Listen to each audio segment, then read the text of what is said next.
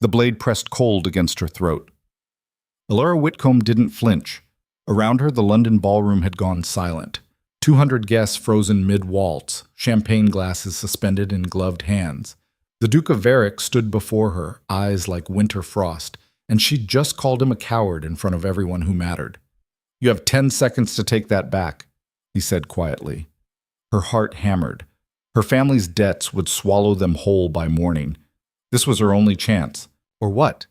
"You'll prove me right?" His lips curved, not quite a smile.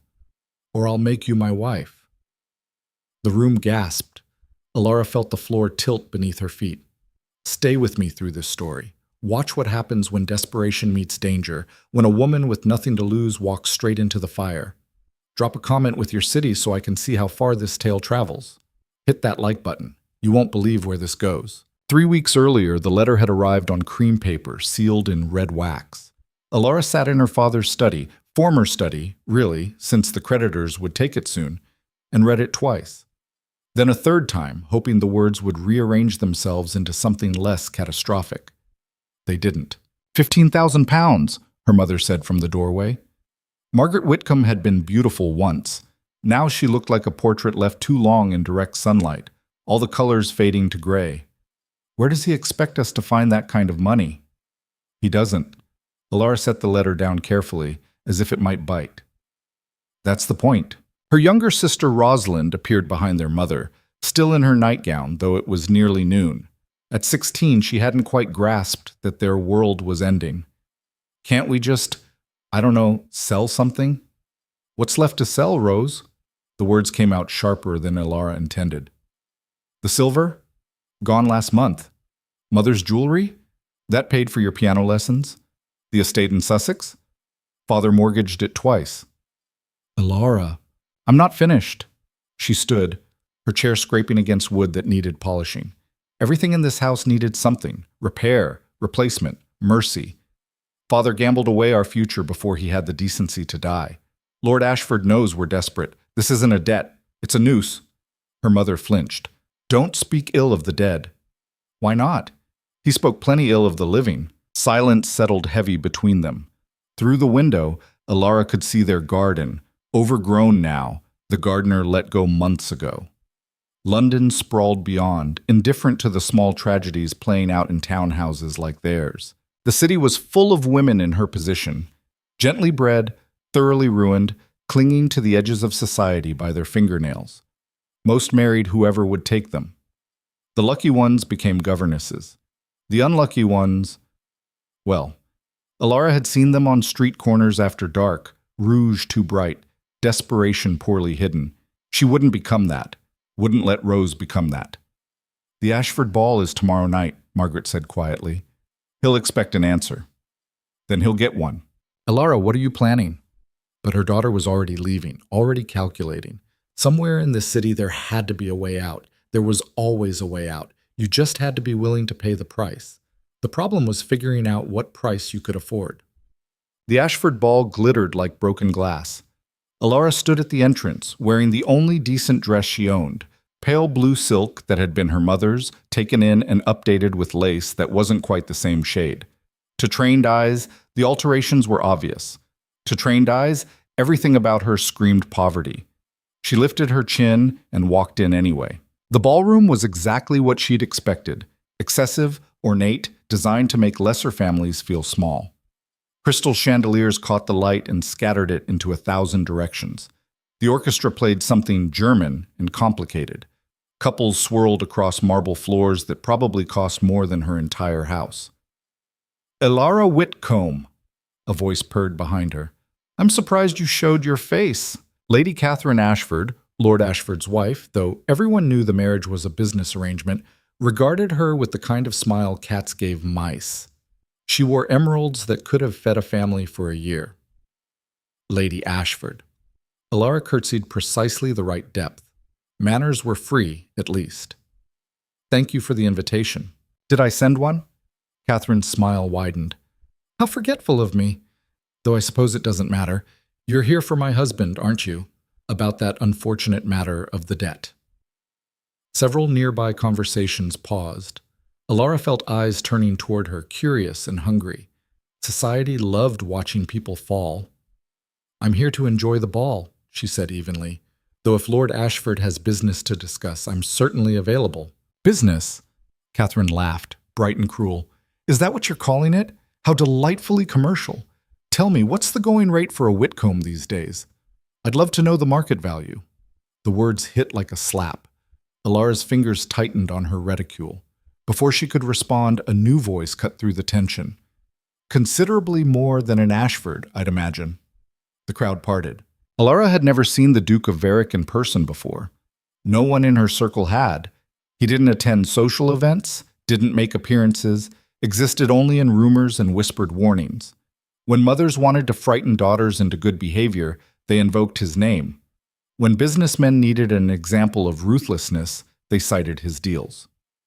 He was London's favorite ghost story. Powerful, dangerous, probably fictional. Except he wasn't fictional. He was right there, very real, looking at Catherine Ashford like she was something he'd found on his shoe. "Your Grace." Catherine's smugness evaporated into uncertainty. "I didn't know you were attending. I wasn't invited." His voice matched his reputation. Cold, precise, the kind of tone that made promises sound like threats. "I came anyway." "Imagine my surprise, Lady Ashford, walking into your ballroom and finding you publicly humiliating a guest. How very common." The word landed like a knife. In society, being called common was worse than being called cruel. Catherine's face went white, then red. "I was merely leaving," Lucian Varick finished. "Weren't you? I believe your husband needs you. Something about the wine selection. Urgent matter. Run along." It wasn't a suggestion. Catherine fled, emeralds flashing, and the crowd rippled with barely suppressed gossip. This would be in the scandal sheets by morning. Lucien turned to Alara. Up close, he was younger than she'd expected, mid-30s perhaps, and unexpectedly handsome in a way that felt vaguely wrong, like admiring a sword. Dark hair, darker eyes, features that would have been classical if they weren't so sharp. He dressed simply compared to other men here. Black coat, white cravat, no unnecessary ornamentation. He didn't need peacock feathers. Everyone already knew who held the power. "Miss Whitcomb," he said, "dance with me." It wasn't a request. Alara's mind raced. She knew the stories. Everyone did. Lucien Varick destroyed people. Men who crossed him disappeared from society. Their businesses dissolved, their reputations ruined so thoroughly that even their families stopped using the surname. Women who caught his attention, well, the stories about them were worse. Vaguer, but worse. "I don't recall seeing you on my dance card, Your Grace. I don't recall asking to be on it." He extended his hand. The orchestra had conveniently started a waltz, or perhaps not conveniently at all. Perhaps he'd planned this somehow, the same way he apparently planned everything. Alara looked at his hand, looked at the watching crowd, eager for her next humiliation, looked at her options, which were refuse a duke publicly or accept and face whatever came next. She took his hand. His grip was firm, warmer than she'd expected. He led her onto the floor with the easy confidence of someone who'd never questioned his right to any space he occupied. Other couples cleared away, giving them room. The orchestra swelled. "You know who I am," he said as they began to move. He was a surprisingly good dancer, or perhaps surprising only because she'd imagined him above such social niceties. "Everyone knows who you are, Your Grace. And yet you're not trembling. Interesting. Should I be?" "Most people are." "Most people," Alara said carefully, "haven't run out of things to be afraid of." Something flickered across his face. Amusement, maybe, or recognition. "Your father owed money to half of London before he died. Lord Ashford holds the largest debt. £15,000, due in full by month's end." Her stomach dropped. "How do you—" "I make it my business to know things." They turned smoothly, his hand steady at her waist. "Ashford will demand payment at the end of this ball. You have no means to pay. He'll take your house, what's left of your belongings, and likely suggest an alternative arrangement with your sister." Alara missed a step. Lucian guided her back into rhythm without comment. "He wouldn't dare. Wouldn't he? You're here alone, no male relative, no protection. Your mother and sister are at home, I presume, because you couldn't afford 3 invitations. You're wearing last season's dress, badly altered. You have no allies in this room, no leverage, no options. His eyes met hers, flat and analytical. Your prey, Miss Whitcomb. Ashford knows it. Everyone knows it. Except you apparently saved me from his wife. I didn't save you. I removed an annoyance. Lady Ashford's voice was disturbing my evening. How charitable. I'm not charitable. They swept past a cluster of whispering guests. I'm practical. Which brings me to my offer. I don't recall you making one. Marry me. Elara actually stumbled that time. Lucian caught her elbow, kept her upright, kept them moving as if he hadn't just said something completely insane. I'm sorry, what? Marry me, he repeated as casually as if he were discussing the weather. I'll pay your father's debts, all of them, not just Ashford's. Your mother and sister will be provided for, housed, supported, protected. You'll want for nothing material. In exchange for what? Your presence, your name, your discretion. My discretion about what? About whatever I need your discretion for. The waltz was ending. Lucien slowed them to a stop but didn't release her hand. I have business interests that would benefit from the appearance of normalcy. A wife provides that appearance. You need money and protection. I need a credible social face. It's a practical arrangement. Elara stared at him. Around them, the ballroom hummed with curiosity and speculation. You're serious? I don't make jokes, Miss Whitcomb. You're asking me to marry you, to actually marry you, because it's practical? I'm not asking. His voice dropped lower, the gentleness more frightening than anger would have been. I'm offering you a choice. Accept my proposal, and your family survives. Decline, and Lord Ashford will ruin you, slowly, thoroughly, because men like him enjoy the process. He paused. There's no third option. You checked before coming tonight, I'm certain. Every door you might have run to, every distant relation, every family friend, they've all already closed. No one wants to catch your father's bad luck. Maj Desen. How do you know? Because that's what I would have done if I were you. Exhausted every possibility before coming here. This ball was your last chance, and you took it. He released her hand finally, stepped back, adjusted his cufflinks with precise movements. You're intelligent, desperate, and cornered. That makes you either very dangerous or very useful. I'm betting on useful.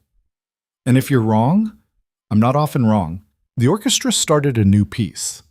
Other couples flowed back onto the floor, but no one approached them. They stood in a small bubble of space, isolated by his reputation and her ruin. I need time, Elara said. You have until Ashford finds you. My guess is 30 minutes, perhaps less. He's watching us right now. Lucien didn't turn to look, but Elara did. Sure enough, Lord Ashford stood near the refreshment table, his round face flushed with wine and calculation. He's wondering why I'm interested in you. He's smart enough to know it complicates his plans. What happens when he demands payment? That depends on your answer to me. Elara's mind spun through possibilities, through consequences, through the sheer absurdity of what was happening. An hour ago, her biggest problem was surviving the night without someone noticing her dress was remade. Now a duke, the one even other powerful men whispered about, was proposing marriage like it was a business contract, which, she realized, it was. To him, that's exactly what it was. I don't even know you, she said. You know I'm richer than anyone in this room. You know I'm feared enough that Lady Ashford ran when I told her to. You know I could pay your debts without noticing the expense. He tilted his head slightly. What else do you need to know? Whether you'll hurt me? The question hung between them. Lucien's expression didn't change, but something shifted in his eyes. A calculation, or maybe a decision. I have no intention of hurting you, Miss Whitcomb. You're worth more to me intact. He glanced toward the entrance. But we're out of time. Ashford is coming. Elara turned. Lord Ashford was indeed approaching, weaving through the crowd with determined intent. His face wore the expression of a man about to enjoy himself. She looked back at Lucien, at this cold, dangerous stranger who'd materialized out of nowhere with an impossible offer. If I say yes, she said quickly, I have conditions. Name them. My mother and sister stay together. You don't separate them. Don't send them away. Whatever arrangement you want from me, they're not part of it. Agreed. I want it in writing, legal documents, not just a promise. Sensible, done. And I want... She hesitated. This was the part that would reveal whether he was truly practical or just another powerful man used to taking what he wanted. I want to be able to leave. If you become something I can't tolerate, I want the option to walk away. Lucien's eyebrows rose fractionally. With your family still provided for? Yes. That's a considerable ask. Then refuse it. For a long moment, he studied her. Alara held his gaze, refusing to blink, refusing to show how terrified she was. Lord Ashford was 20 feet away, 5th and 10. You can leave, Lucien said finally, but your family's support ends when you do.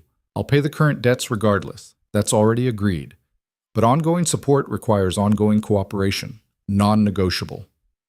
It wasn't what she'd wanted, but it was something, a crack in the wall. Miss Whitcomb! Lord Ashford arrived, slightly breathless, clearly annoyed at having to chase them down. I must speak with you about... He noticed Lucien and faltered. Your Grace, I didn't mean to interrupt. You did, but continue. Lucien's voice was bored. Ashford's jaw tightened. I have business with Miss Whitcomb. Private business, if you don't mind. I do mind, actually. Miss Whitcomb is occupied. With all respect, Your Grace, her father's debts are no longer your concern. Ashford blinked. I beg your pardon? Miss Whitcomb has agreed to marry me. I'll be assuming responsibility for all Whitcomb family debts. You'll receive payment in full by week's end. Lucien said it as if he were ordering wine, utterly indifferent to the bombshell he'd just dropped. Send the accounting to my solicitor. I trust you know the address? The ballroom had gone quiet again. Apparently they'd been the entertainment all evening. Alara felt hundreds of eyes on her, felt the weight of what had just happened settling onto her shoulders like a cloak made of lead. She hadn't even said yes yet. But Ashford was already sputtering, his schemes dissolving before he could articulate them. And Lucien was watching her with an expression that clearly said, well, going to correct me? Alara thought of her mother's fading face, of Rose still young enough to hope, of the house they'd lose, the life they'd lose, the desperate alternatives that would swallow them whole. She thought of the blade edge she'd been walking since her father died, knowing one wrong step meant falling into darkness. And she thought, this is just a different kind of darkness. But at least I can see the monster. Yes, she heard herself say, I've accepted His Grace's proposal. The crowd erupted into whispers. Ashford looked between them, confused and angry, clearly trying to decide if this was real or some elaborate joke at his expense. Lucien extended his arm to Alara. Shall we find somewhere quieter to discuss arrangements? He asked. The noise is giving me a headache. Alara took his arm. It felt like signing a contract in blood. As they walked away from Ashford, from the staring crowd, from everything she'd known, she realized her hands were shaking, but her voice was steady when she spoke. You said you're not often wrong, she murmured. What happens if this is the exception? Lucien didn't look at her. His eyes scanned the room, cataloging exits and threats with the instinct of someone used to danger. Then we both pay for it, he said simply. Welcome to the partnership, Miss Whitcomb. The private room Lucien led her to was one of those smaller parlors wealthy hosts kept for exactly these situations. Discreet conversations, secret negotiations, affairs that needed walls and locked doors. The decor was expensive but impersonal. Gold wallpaper, stiff furniture, a painting of some lord's hunting dogs. Lucien closed the door but didn't lock it. Alara wasn't sure if that made her feel better or worse. Sit, he said, gesturing to a chair. She remained standing. I prefer not to. Suit yourself. He moved to a small desk in the corner, produced paper and ink from somewhere. Had he planned this? Of course he had, and began writing with quick, precise strokes. I'm drafting the preliminary agreement. You'll want your own solicitor to review it, but this establishes the basic terms. You just carry legal documents with you to balls? I carry the means to create them, yes. He didn't look up. You learn to be prepared when opportunities arise. Is that what I am? An opportunity? Would you prefer to be a tragedy? Because that's the alternative. Alara walked to the window. Outside, London sprawled in gaslit darkness, beautiful and treacherous. Carriages rolled past, carrying people to parties, to assignations, to lives that made sense. She felt very far from that world suddenly, like she'd stepped sideways into a story that belonged to someone else. "Why marriage?" she asked. "If you just need a social face, you could hire an actress, a companion, someone already practiced at pretending." Because marriage is legally binding. It creates obligations, structures, protections. An actress leaves when the pay runs dry. A wife is considerably more permanent. He set down the pen, finally looked at her. "You're wondering what I'm actually asking of you." The thought had crossed my mind. I travel frequently. When I'm in London, I attend necessary social functions, perhaps once a week, sometimes less. You'll accompany me, play the role of devoted wife, smile at the right people, remember names. At home, you'll maintain the household, manage the staff, host when required. You'll ask no questions about my business, search no locked rooms, read no private correspondence. And in private, we'll maintain separate quarters. I won't demand—" He paused, choosing words carefully. "Physical aspects of marriage are not part of this arrangement unless you choose otherwise. I don't need heirs. I don't need affection. I need a credible front, nothing more." Alara absorbed this. It should have been reassuring. Somehow it made everything worse, this cold, clinical dissection of what should be a life partnership. "What if I fall in love with someone else? Don't be obvious about it." He returned to writing. "I don't care who you're fond of, as long as it doesn't create scandal. But understand, if you're publicly unfaithful, if you embarrass me, I will end the arrangement and the support immediately. I have a reputation to maintain. It's the foundation of everything I've built." "What reputation? From what I hear, you barely exist in society." "Exactly." He signed the document with a flourish. "I'm a ghost, Miss Whitcomb. People fear what they don't understand. That fear keeps them from examining too closely, asking too many questions, interfering in matters that don't concern them. Your presence will make me seem less ghostly, a man with a wife, with domestic concerns, with normal human attachments. It makes me less interesting, which makes me safer." "Safer from what?" "Questions you just promised not to ask." He had her there. Alara turned from the window, studied him properly for the first time.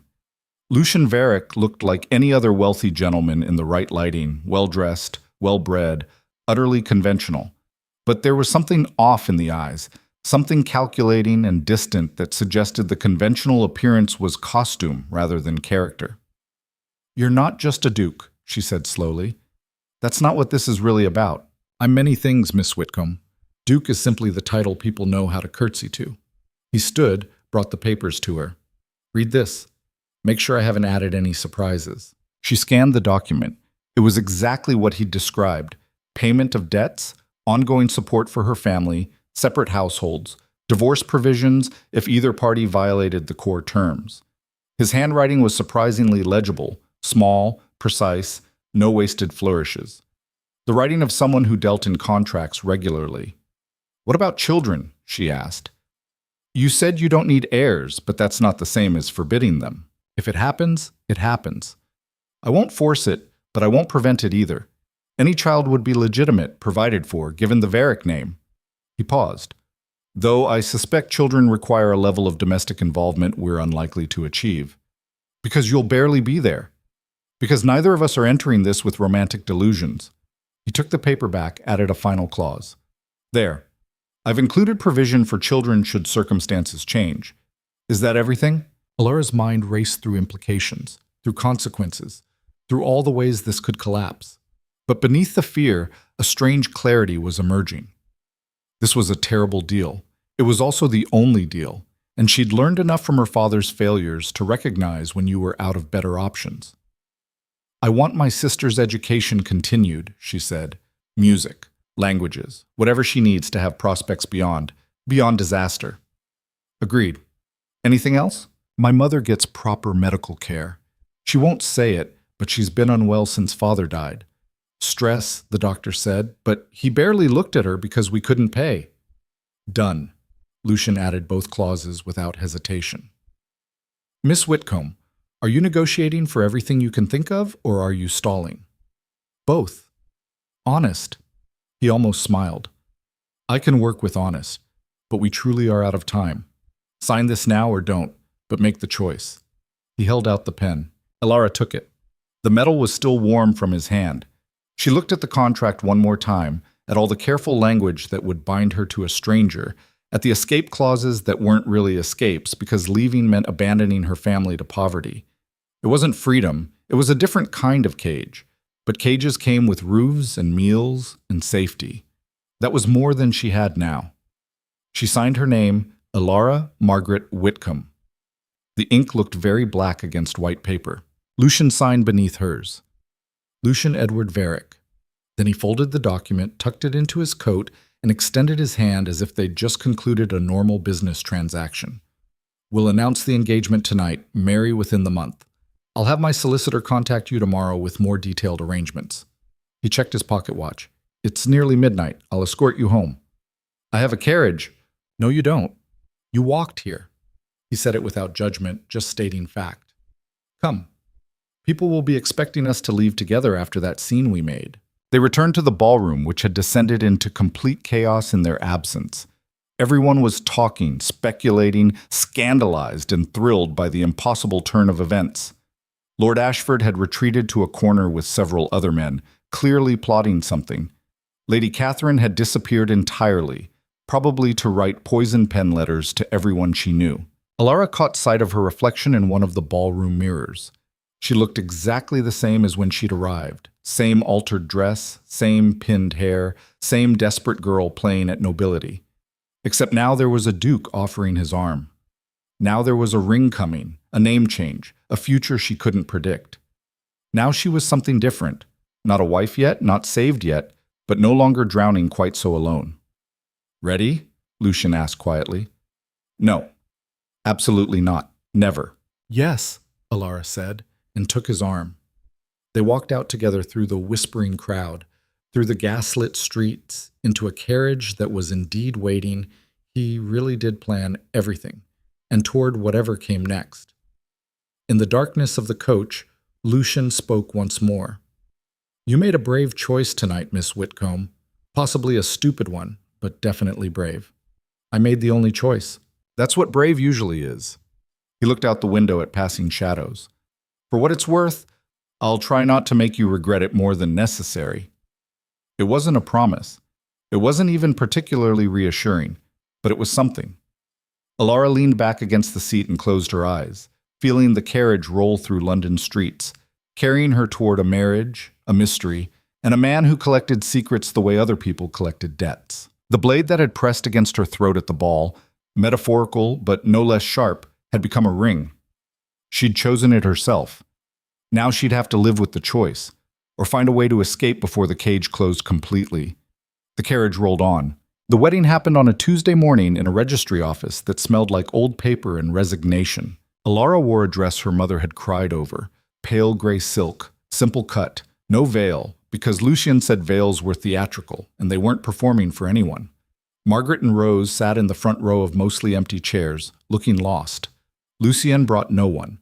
His witness was his solicitor, a thin man named Graves, who had the personality of damp cardboard, and handed Elara documents to sign with the enthusiasm of someone processing a grain shipment. I now pronounce you man and wife, the registrar said, bored. Lucien kissed her cheek, brief, perfunctory, about as romantic as a business handshake. His lips were cold. Congratulations, Graves said without inflection, already gathering papers. Outside, rain fell in gray sheets. London looked exactly as miserable as Elara felt. The carriage will take your mother and sister home, Lucian said, adjusting his coat collar against the weather. We leave for Blackmore within the hour. Elara blinked. Leave for where? My estate. North of here, about 5 hours by train. Didn't I mention it? No, you didn't. Must have slipped my mind. He helped her mother into the waiting carriage with surprising gentleness. Mrs. Whitcomb, Rose, you'll be comfortable in the London house. I've left instructions with the housekeeper. Whatever you need, simply ask. Margaret clutched his hand. Your Grace, I don't know how to thank... Don't. The word came sharp. He softened it with something that might have been a smile on someone else. Take care of your health. That's thanks enough. Rose stared at Elara through the carriage window, eyes wide with questions she couldn't ask. Are you safe? Are you scared? Will we see you again? Elara forced brightness into her expression, waved as the carriage pulled away. The rain soaked through her dress immediately. She was a duchess now. Duchess of Varick. The words felt foreign, like speaking in a language she'd only read in books. "You could have told me we were leaving London," she said once the carriage disappeared. "I'm telling you now." "That's not the same." "No, it's not." Lucian flagged down another carriage, this one unmarked but clearly expensive. "But we're out of time for debate. Get in." It wasn't a suggestion. The train station was chaos, steam and noise and people rushing everywhere with that particular London urgency that made everything feel like the world was ending in 5 minutes. Lucian moved through it like a knife, cutting straight to a private car at the platform's end. "First class," Alara realized. No, not first class. Something beyond that. A car rented entirely for them. Plush seats and dark wood paneling and windows you could actually see through. "Sit," Lucian said, already pulling out papers from a leather case. "We need to discuss household matters before we arrive." Alara sat. The train lurched into motion, and London began sliding away outside the window, buildings giving way to outskirts, outskirts to countryside, everything gray and rain-soaked and thoroughly English. "Blackmore has been in my family for 200 years, Lucian said without looking up from his papers. "It's remote, which is intentional. Staff of about 30, all of whom have been with me for years. They're discreet, efficient, and not interested in gossip." "How do you ensure that last part?" "I pay extremely well and fire immediately if trust is broken." He made a notation on whatever he was reading. "Your quarters are in the East Wing, private, comfortable, with a view of the lake if you care about such things. Mine are in the North Tower. We share common spaces when necessary, dining room, library, drawing room. Otherwise, we maintain our own routines." "You make it sound like we're roommates in a boarding house. Functionally, we are." He finally looked at her. "Is that a problem?" "Yes." "No." "Maybe." Alara didn't know anymore. 3 weeks ago, she'd been drowning. Now she was married to a man who discussed their life together like it was a hotel arrangement. It should have been better. It felt worse. "What do you do at Blackmore?" she asked. "Besides maintain routines and pay people well?" "Work." "What kind of work?" "The kind we agreed you wouldn't ask about." The train clattered over tracks. Through the window, England sprawled wet and green and empty. Alara felt the city falling away behind them, felt the distance growing between her old life and whatever came next. No going back now. The contracts were signed, the vows spoken, the cage door closed. "Will you be there often?" she tried. "At the estate?" "Sometimes yes, sometimes no. It depends on what needs handling." Lucian returned to his papers. "When I'm gone, the household is yours to manage. Mrs. Keating is the housekeeper. She'll help you learn the systems. Don't try to change things too quickly. The staff are accustomed to certain ways." "Because you barely have a presence there and they run everything themselves?" His mouth twitched. "Because I value efficiency over sentiment. If systems work, I don't fix them." 2 hours into the journey, he fell asleep. Alara watched him carefully. Asleep, Lucien looked younger, less severe. His face relaxed into something almost human. No sharp edges, no calculating stare, just a man exhausted enough to lower his guard. She wondered when he'd last slept properly, wondered what kept him awake, wondered what she'd married into. The rain followed them north. By the time they reached the station nearest Blackmore, it was pouring so hard the platform was barely visible. A carriage waited, black, unmarked, driver hunched against the weather. "Your Grace," the driver said, not meeting Lucian's eyes. "Welcome back." "Paris." Lucian helped Alara into the carriage without ceremony. "Any issues?"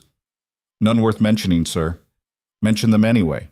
Delivery came Wednesday, went to the usual place. Jenkins handled it personally. "Good." They spoke in code, Alara realized. Or maybe not code. Maybe just the shorthand of people who understood each other, who didn't need full sentences. It made her feel like an outsider in a conversation she wasn't equipped to follow. The drive to Blackmore took another 30 minutes through increasingly empty landscape. Trees pressed close to the road, dense and dark. No other houses, no lights, nothing but rain and mud and the sense of moving away from civilization entirely. Then the trees opened up, and there it was. Blackmore wasn't what Alara expected. She'd imagined something gothic and dramatic, all towers and battlements and atmosphere. Instead, it was sprawling and practical, gray stone weathered by centuries, built for defense first and beauty distant second. It crouched on a hill overlooking a lake that looked black in the rain, surrounded by walls that had clearly once served a real purpose. This wasn't a country house where wealthy people played at rural life. This was a fortress that someone had grudgingly converted into a residence. "It's not pretty," Lucien said, watching her face, "but it's secure." "Secure from what?" "Everything that matters." The carriage stopped at the main entrance. Before Alara could reach for the door, it opened from outside. A woman stood there, 50s, steel gray hair, expression that suggested she'd seen everything twice and wasn't impressed either time. "Your Grace," she said to Lucien. Then turning to Alara with a curtsy that was technically perfect and emotionally empty. "Your Grace, welcome to Blackmore. I'm Mrs. Keating." "Thank you," Alara managed. The rain was soaking her again. This was becoming a theme. Mrs. Keating ushered them inside efficiently. The entrance hall was exactly what the exterior promised. Stone floors, minimal decoration, lit by lamps that cast more shadow than light. Suits of armor stood in alcoves. Tapestries hung on walls, their colors faded to uniform gray. Everything was clean but cold, maintained but not loved. "Your quarters are prepared," Mrs. Keating said, already moving toward a staircase. "Dinner is at 8 unless you prefer otherwise. His Grace typically dines alone when working, but I assume tonight—" "Together," Lucien interrupted. "We'll dine together tonight." Mrs. Keating's expression didn't change, but Alara sensed surprise underneath. "Very good, sir. I'll inform the kitchen." "Show her Grace to her rooms. I need to check something." He was already leaving, already disappearing down a corridor before Alara could ask what needed checking. Mrs. Keating watched him go with the resignation of someone long accustomed to abrupt departures. "This way, Your Grace." The east wing was warmer than the entrance hall, but not by much. Mrs. Keating led her upstairs, down corridors, past doors that were all closed. Their footsteps echoed on stone floors. "The estate has 70 rooms," Mrs. Keating said in a tone that suggested she was reciting information required by duty. "Most are unused. Your quarters consist of a bedroom, sitting room, dressing room, and private bath. If you need anything, pull the bell cord. Someone will come." She opened a door. The rooms beyond were actually nice. Surprised, Alara stepped inside. Large windows overlooked the lake, dark water, darker sky, rain creating patterns she couldn't quite read. The furniture was good quality without being ostentatious. A bed with deep blue curtains, chairs that looked comfortable, a writing desk positioned to catch the light. Someone had lit a fire in the fireplace. Someone had put fresh flowers on the mantel. "His Grace ordered the flowers," Mrs. Keating said, catching her looking. "He was quite specific about them." "He was." "Roses. White ones. He said you'd mentioned them once." Mrs. Keating's expression remained neutral. "I'll leave you to settle in. Dinner at 8. Ring if you need assistance dressing." She left before Alara could ask when she'd mentioned white roses to Lucien. She hadn't, had she? But there they were. Perfect white blooms in a crystal vase, and suddenly she remembered. At the ball, waiting for him to finish that contract, she'd been staring out the window at Lady Ashford's garden. There'd been white roses climbing a trellis. She might have said something about them. Might have mentioned they were her mother's favorite. He'd been listening even then, calculating even then. It should have been romantic. Instead, it felt like surveillance. Alara crossed to the window, pressed her forehead against cold glass. The lake stretched out below, dark and still despite the rain. On the far shore, she could just make out buildings through the mist, low structures too utilitarian to be decorative. Storage, maybe, or something else. A flash of light caught her eye. Brief, there and gone, like a lantern being carried between buildings. Then nothing. She watched for 10 minutes. The light didn't return. Dinner was exactly as awkward as she'd feared. The dining room could have seated 40, but was set for 2, places arranged at one end of a table so long it disappeared into shadows. Candles provided the only light. Lucien sat at the head, already eating when she arrived. He'd changed into evening clothes, but still looked like he was thinking about something else. "Sorry," Alara said. "I got turned around in the corridors. They take getting used to." He gestured to the chair on his right. "Sit. The soup's getting cold." A servant materialized from nowhere, pulled out her chair, vanished again. Alara looked at her plate, some kind of bisque, good china, silver spoon. The kind of meal that would have impressed her 3 weeks ago. Now it just felt strange eating expensive food in a fortress with a husband who was still essentially a stranger. "How are your rooms?" Lucien asked. "Lovely. Thank you for the roses. Mrs. Keating chose them. She said you ordered them specifically." "Did she?" He took another spoonful of soup, expression unreadable. "I may have mentioned white roses. I wasn't aware it required acknowledgement." "It doesn't. Thank you." They ate in silence for several minutes. The servant returned, cleared soup, brought fish. Alara tried to remember her mother's lessons about polite dinner conversation. What did wives and husbands discuss? Weather? Current events? Mutual interests they didn't have? "What were you checking?" she asked finally. "When we arrived, you said you needed to check something." "Deliveries." "What kind of deliveries?" "The kind that need checking." Alara set down her fork. "We're married now. We live in the same house. Are we really going to spend every conversation dancing around the fact that you're hiding something?" Lucien looked at her properly for the first time since dinner started. "Yes," he said. "That's exactly what we're going to do. You agreed to discretion. This is what discretion looks like. I agreed not to search locked rooms or read private correspondence. I didn't agree to be treated like furniture. I'm not—" He stopped, visibly recalibrated. "What do you want me to say, Alara? That I run a secret operation from this estate? That there are things happening here you're better off not knowing about? Would that make you feel more included or more afraid?" The use of her first name startled her. He'd been so careful with Miss Whitcomb, and now Your Grace. Formal distance maintained at all times. First names implied familiarity. "I don't know," she admitted, "but silence is worse. Silence makes me imagine all kinds of terrible things." "Good." "Good? Your imagination creates barriers, keeps you cautious, keeps you safe." He returned to his meal. "I'm not trying to be cruel, Alara. I'm trying to protect you from information that could get you killed." The words hung in the air between them. The servant appeared again, cleared fish, brought meat. Alara noticed the servant never made eye contact, never spoke, moved like a ghost. All the staff were like that, she realized.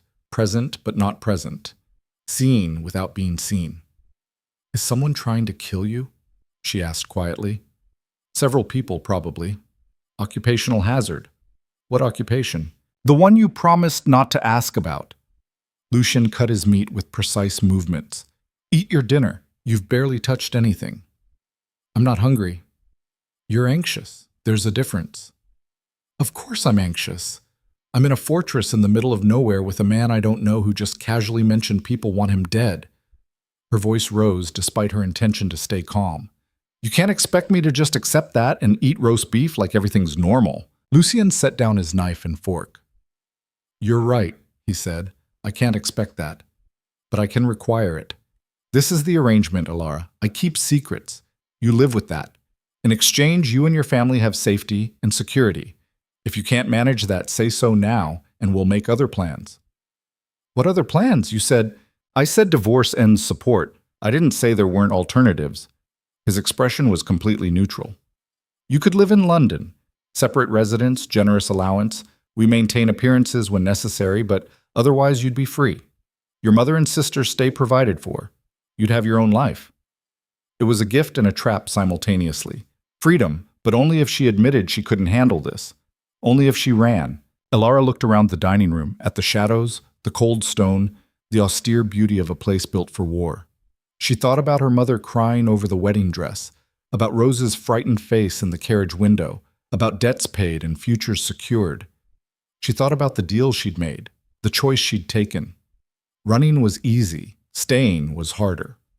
She picked up her fork. "I'll manage," she said, and took a bite of roast beef that tasted like ash. Lucien watched her for a long moment. Then he nodded once and returned to his own meal. They finished dinner without speaking. The next 3 days established a pattern. Lucien vanished after breakfast, gone somewhere in the estate, doing something Alara wasn't supposed to know about. She wandered the house, learning its geography. East Wing, her quarters, guest rooms that were never used, a small chapel that looked like it hadn't seen prayers in decades. West Wing, storage, more unused rooms, a gallery of family portraits featuring stern-faced Variks, who all had Lucien's eyes. North Tower, locked. Lucien's domain, clearly off-limits. And the grounds. She walked them when the rain let up, following paths that wound through gardens gone half wild, past outbuildings that were definitely storage but felt like more. That flash of light she'd seen the first night didn't repeat, but sometimes she heard sounds from across the lake. Mechanical noises, voices calling to each other, things that didn't fit the quiet isolation Blackmore projected. Mrs. Keating answered no questions. The staff answered fewer. Alara felt like a ghost haunting her own house. On the fourth day, she got careless. She'd been exploring the West Wing again, opening doors to rooms that were all the same, empty, dusty, forgotten. But there was one door that didn't match the others. Newer wood, better maintained, handle polished from use. She tried it without thinking. It opened. Stairs led down into darkness. Stone steps, narrow, disappearing into what looked like a cellar. Alara hesitated, hand on the doorframe. This was exactly what she'd promised not to do. Search locked rooms, investigate secrets. But the door hadn't been locked, and she was only looking, not touching, just trying to understand what kind of world she'd married into. She descended 3 steps. Stop. The voice came from behind her, cold, furious, barely controlled. Alara spun around. Lucian stood at the top of the stairs, and for the first time since they'd met, he looked genuinely angry. "Get out," he said. "The door was open. I don't care. Get out, now." She climbed back up. Lucienne waited until she was clear, then pulled the door shut and turned a key she hadn't noticed in the lock. His hands were shaking slightly. Not from fear, from rage. "What did I say?" His voice was quiet, which made it worse. "What were the specific terms of our agreement?" "Not to search locked rooms, but it's always locked. Someone made a mistake leaving it open. A mistake you nearly compounded by going where you absolutely should not go." He pocketed the key. "Do you have any idea what's down there? What you could have walked into?" "No, because you won't tell me anything." "That's the point."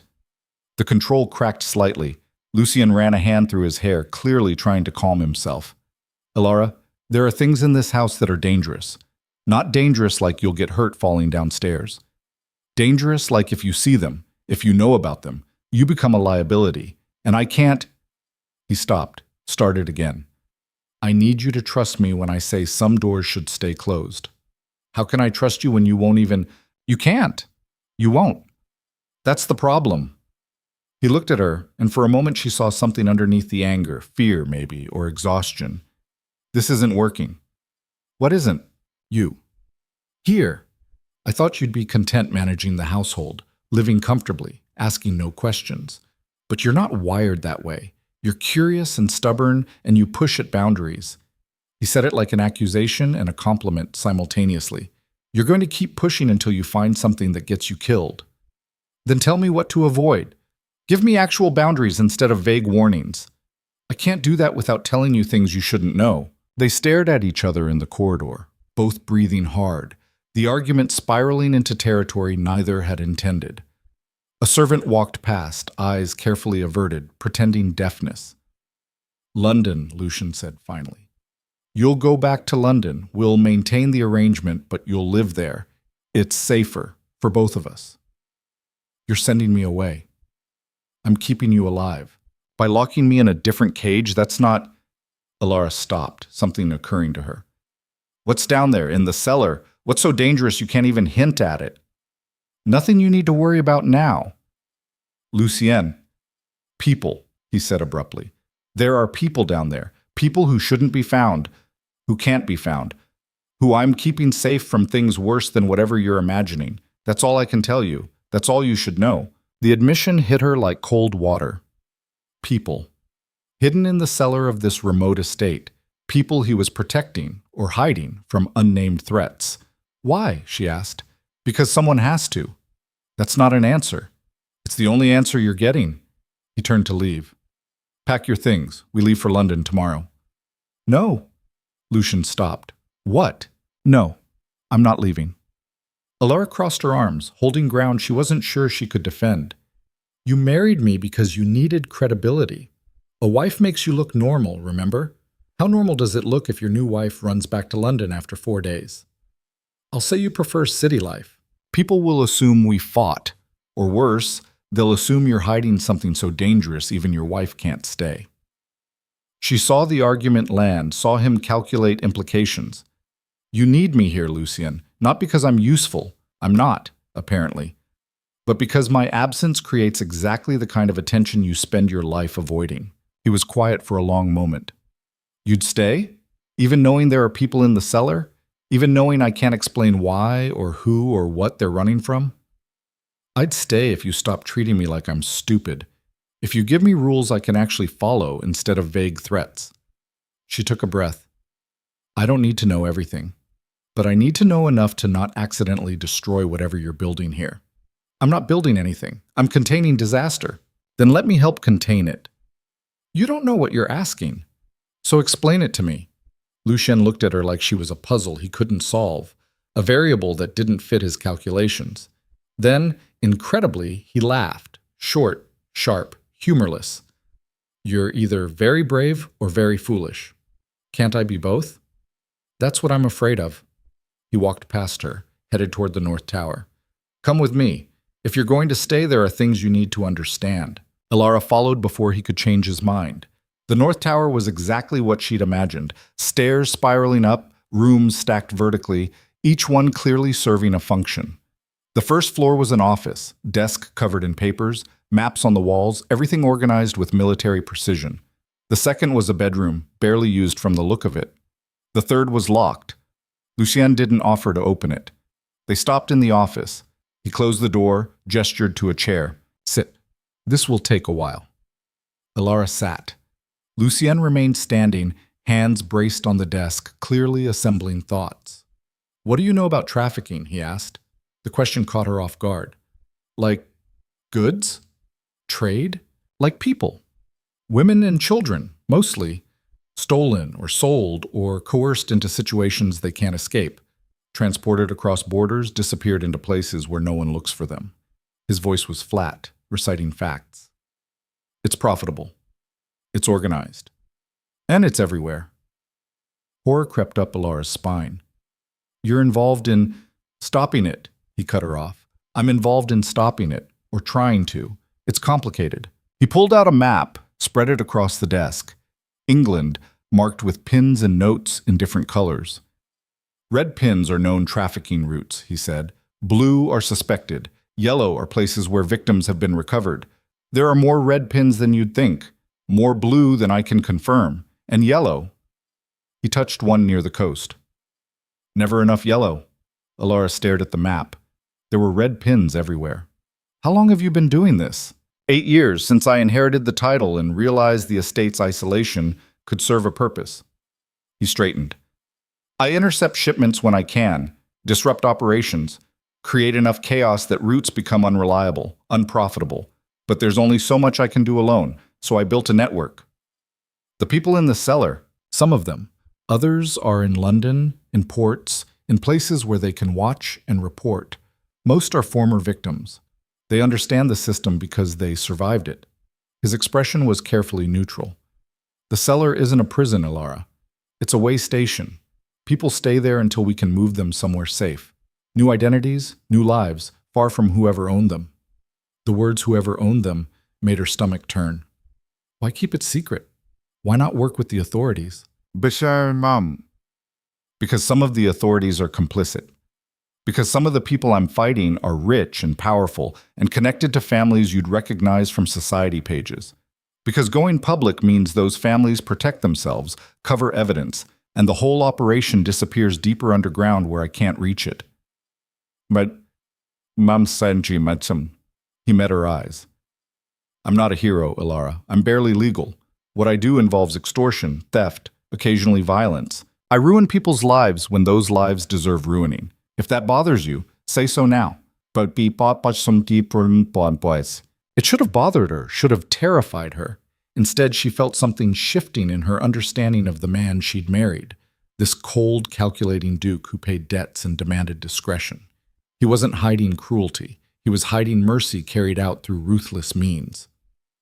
The people you destroy, she said slowly, the reputations you ruin, those are the traffickers and their clients, and anyone who enables them. His voice held no remorse. I make examples. It's not justice, exactly, but it's something. And the marriage? Where do I fit? You make me boring. A married duke with a country wife and normal life. I'm not interesting enough to investigate closely. I can move more freely, operate more openly, because no one's watching the domestic man playing Lord of the Manor. He paused. That was the theory, anyway. I didn't account for you being... Being what? Inconveniently perceptive. Despite everything, Alara almost smiled. Is that a compliment? It's a complication. He rolled up the map, put it away. Now you know. The cellars hold rescued victims waiting for safe passage. The buildings across the lake are where we process information, plan operations, coordinate with the network. Everything here serves one purpose: dismantling trafficking operations one route at a time. And if I'd gone down those stairs, what would have happened? You'd have frightened people who've learned to fear everyone. You'd have seen faces that might be recognized later, heard names that could endanger lives. And you'd have made yourself a target, because if the wrong people learn my wife knows about operations, you'd become leverage against me. He looked at her steadily. That's why some doors stay locked. Not to control you, to protect you. The explanation made horrible sense. Alara sat back, processing everything. The secret deliveries, the silent servants who'd probably been rescued themselves, the fortress mentality of an estate designed to hide people in plain sight. Lucien wasn't a monster. He was something more complicated, a weapon aimed at other monsters, refined by rage into something precise and cold. How many people have you saved? She asked. 43. The number came immediately, like he counted them. That I know of. More if you include indirect effects of disrupting operations. Not enough. His jaw tightened. Never enough. A knock interrupted them. Mrs. Keating entered without waiting for permission, her face tight with urgency. Your Grace, we have a situation. Lucien was moving before she finished speaking. What kind? Harris intercepted a message. Shipment moving tonight. Different route than expected. They're coming through the North Road. How many? Unknown. At least 2 wagons confirmed. Get Jenkins and the others. Full intercept protocol. Lucien was already pulling on a coat, checking something in his desk drawer. Has anyone reached the North Watch? Sent a runner 5 minutes ago. Good. I want... He stopped, remembered Alara was there, turned to her with an expression that clearly said she shouldn't have heard any of that. Go back to your rooms. Lock the door. Don't come out until someone comes for you. What's happening? What I told you happens. Stay out of it. Lucien. Now, Alara. Mrs. Keating was already leaving, urgency in every line of her body. Lucien followed, leaving Alara alone in the office with maps and secrets, and the sudden, stark understanding that whatever happened next, people's lives hung on it going right. She could go back to her rooms, lock the door like he'd said, be the good wife who asked no questions and caused no trouble. Or she could do something monumentally stupid. Alara looked at the door, at the map still visible on the desk, at the window showing darkness and rain and the lake stretching out toward buildings where men were probably already moving, preparing for whatever intercept protocol meant. She thought about 43 people saved, about red pins marking horror, yellow pins marking hope, about a man who'd married her to look normal while he quietly fought a war nobody else would acknowledge. And she thought, I didn't come this far to be decorative. She left the office, but she didn't go back to her rooms. She went hunting for answers that might get her killed. The corridors were empty, which made every footstep sound like a gunshot. Alara moved quickly, keeping to shadows out of instinct more than strategy. She had no plan beyond find out what's happening, and even that was generous. What she really meant was, don't be useless while people are in danger. Stupid? Absolutely. But sitting in her locked room waiting for news felt worse than stupidity. It felt like cowardice. She reached the main entrance.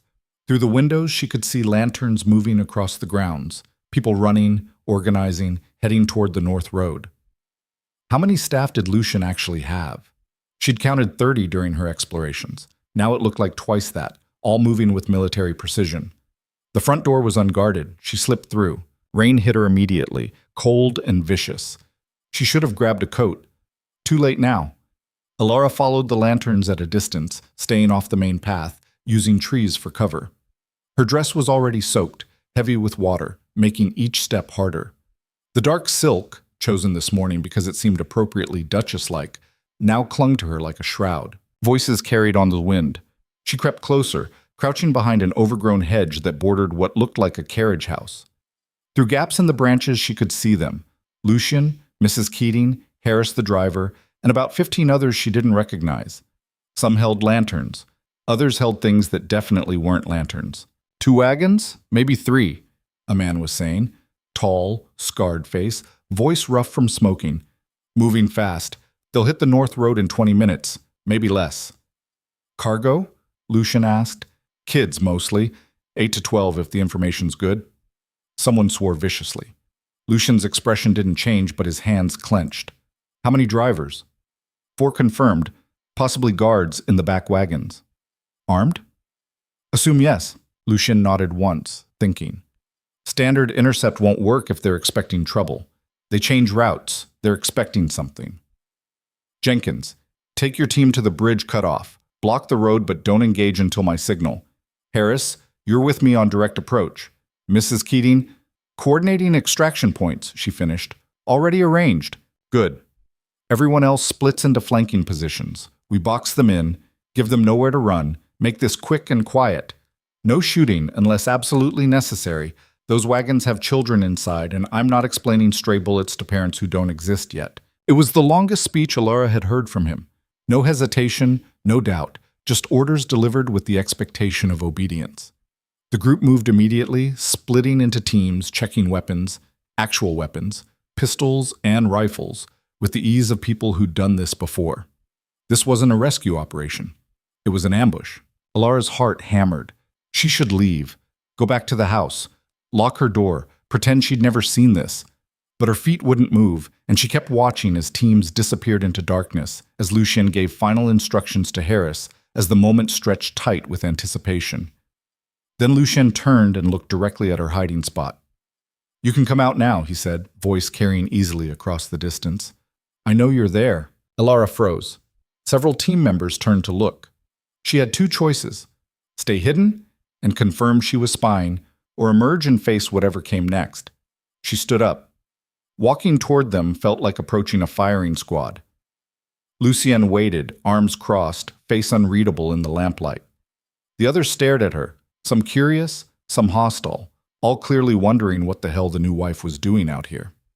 I told you to lock your door, Lucian said when she reached them. I know, and yet here you are. I wanted to help. Help? He said it like the word was foreign. How exactly do you plan to help, Alara? This isn't a garden party. We're about to intercept armed traffickers on a dark road. People could die tonight, probably will die if something goes wrong. What help do you imagine you'd provide? She hadn't thought that far ahead. You could get killed, or captured, or used as leverage against me, which would compromise the entire operation and endanger everyone we're trying to save. He stepped closer, voice dropping to something harder. You want to help? Go back to the house. Stay out of the way. That's the help I need. I can't just sit there doing nothing. Yes, you can. That was the agreement. I handle this. You stay safe. Those were the terms. The terms don't feel relevant when children are being... The terms are always relevant. The shout startled her, startled everyone.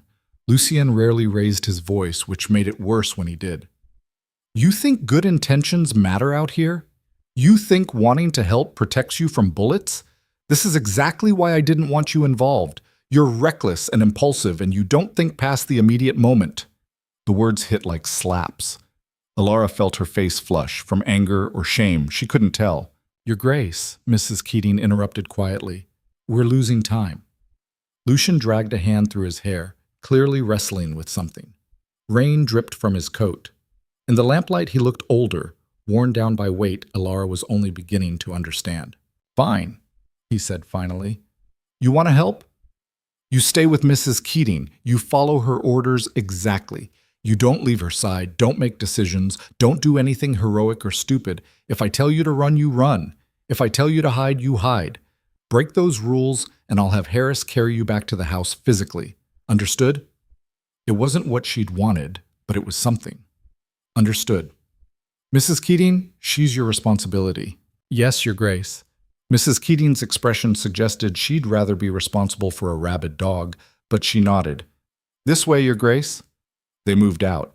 The north road wound through dense forest, barely wide enough for 2 wagons. Alara followed Mrs. Keating and 2 others, a young woman named Sarah, who moved like a shadow, and an older man called Thomas, who kept glancing at Alara like she was a bomb that might explode. They positioned themselves off the road, hidden in undergrowth that scratched exposed skin and soaked through already wet clothing. "Stay low," Mrs. Keating whispered. "Don't move unless I say. Don't speak.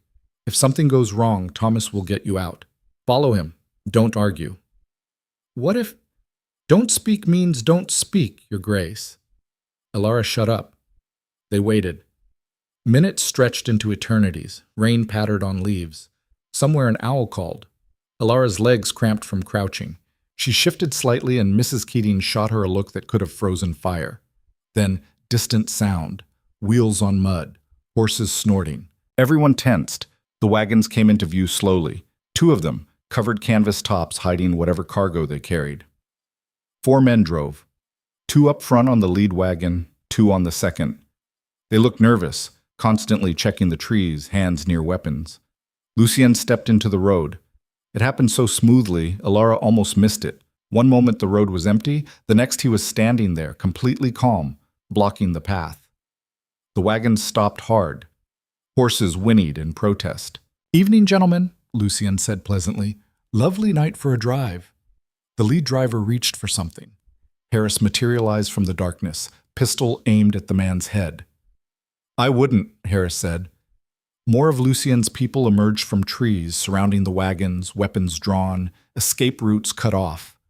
The drivers looked at each other, calculating odds that were obviously terrible. "Step down," Lucien Petitsi ordered. "Hands visible. Don't make this difficult." For a moment, Alara thought it would work. The drivers were outnumbered, outmaneuvered, clearly recognizing when they'd lost. Then someone screamed. The sound came from inside the second wagon, high-pitched, terrified, unmistakably a child. One of the drivers lunged, not for a weapon but for the wagon canvas, trying to secure it. Jenkins grabbed him, wrestled him away. Another driver bolted into the forest. 2 of Lucien's team gave chase. The lead driver pulled a pistol. Everything happened too fast. Harris fired, missed. The shot went wide, hitting a tree. The driver aimed at Lucien. Someone tackled the driver from behind. The gun went off anyway, the shot impossibly loud in the confined space of the forest road. Lucien staggered. Alara's world narrowed to that single movement, the way he caught himself against the wagon, the way his hand went to his side, the dark stain spreading across his coat that looked black in the lamplight but was obviously blood. She was moving before Mrs. Keating could stop her. "Alara, no!" She didn't hear the rest. Ran toward the road, toward the chaos, toward Lucien, who was still standing but barely, who was shouting orders despite the blood, who was trying to check the wagon's interior with one hand pressed to his ribs. Harris saw her coming. "Get her back!" Too late. Alara reached Lucien just as he opened the canvas flap. The interior hit her like a physical blow. Children, so many children, huddled together in darkness.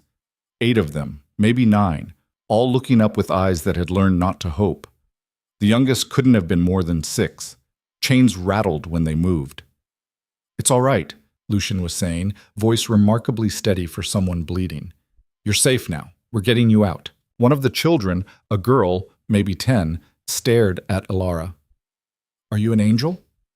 The question broke something in her chest. "No, sweetheart, just a person. But you're safe now, I promise." "Alara, get back to position," Lucien said through gritted teeth.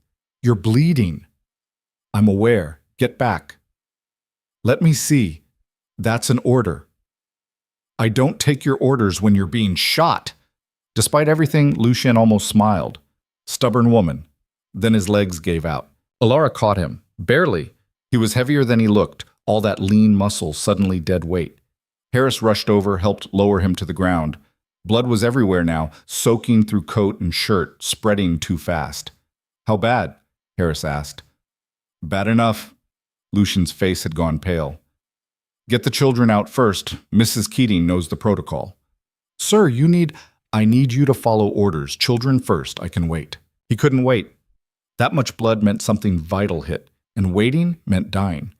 But Alara could see in Harris's face that he'd follow orders anyway, because that's what you did when someone like Lucian gave them. "I'll stay with him," Alara said. "Your Grace, I'm staying. Get the children to safety. We'll manage here." Mrs. Keating appeared, took in the situation with one sharp glance. "Sarah, Thomas, help me with the wagon. Harris, secure the drivers who are left. Jenkins, find the one who ran." She looked at Alara. "Keep pressure on the wound. Don't let him fall asleep. If he stops making sense, call for me immediately." Then she was gone, organizing extraction with brutal efficiency. The children were lifted out carefully, chains cut with tools someone produced from nowhere. They clung to rescuers, crying or silent, or both. Alara watched them disappear into darkness, headed toward whatever safe houses Lucian had arranged, and felt something fierce settle in her chest. This was worth it. Whatever came next, this was worth it. "You're terrible at following instructions," Lucian said weakly. Alara pressed harder on the wound. Her hands were covered in his blood. "You're terrible at not getting shot." "Fair point." He coughed, winced. "How many children?" 9. "All out safely." "Good. That's good." His eyes were losing focus. "Alara? I'm here. If this doesn't, stop. You're not dying on a muddy road. I won't allow it." "Pretty sure biology doesn't care what you allow." "Then biology is about to learn I'm very stubborn." She looked around desperately. "Where's the doctor? You have a doctor, right? Please tell me you have a doctor." "Estate, north side." Each word seemed to cost him. "Probably already coming. Mrs. Keating would have sent someone." "How long?" 10 minutes, maybe 15. Too long. Way too long. Alara could feel blood pulsing under her hands, could see his face getting paler, could hear his breathing turning shallow and wrong. She'd never felt so helpless in her life. "Talk to me," she said. "Stay awake. Tell me about the first person you saved. How did this start? You want my origin story now? I want you conscious. Talk." Sent her to a family in Scotland. Good people. Last I heard she's 14 now, learning to read. Safe. He coughed again, worse this time. "That's when I realized how many others there were. How many doors I could open if I stopped pretending I didn't see them." "So you built all this?" "Built is generous. Cobbled together from rage and money and people who'd survived similar horrors." His hand found hers, squeezed weakly. 43 people, Alara. That's 43 lives that wouldn't exist if I'd walked past that door. 43 reasons this is worth it. 44 now, she said. 9 tonight minus you equals -1 in the cosmic ledger. You have to survive to keep the math working. That's terrible logic. I'm not a mathematician. Clearly, hoofbeats approached. Fast. Urgent. Alara looked up to see a wagon racing down the road, driven by someone she didn't recognize. It skidded to a stop near them. A man jumped down, older, carrying a medical bag. "Your Grace," he said, kneeling immediately. "Let me see." Alara moved aside. The doctor, it had to be the doctor, cut away Lucien's coat and shirt with practiced efficiency, exposing the wound. Even in lamplight, she could see it was bad. Bullet had gone in just below the ribs, exit wound bleeding worse than entry. "Through and through," the doctor muttered. "Possibly liver, definitely tissue damage. He needs surgery. Now." "Take him," Mrs. Keating said, appearing from nowhere again. "I'll finish here." "The drivers?" Lucian asked. "Secured. One dead, the one Harris shot when he went for you. Others are tied up, waiting for your judgment."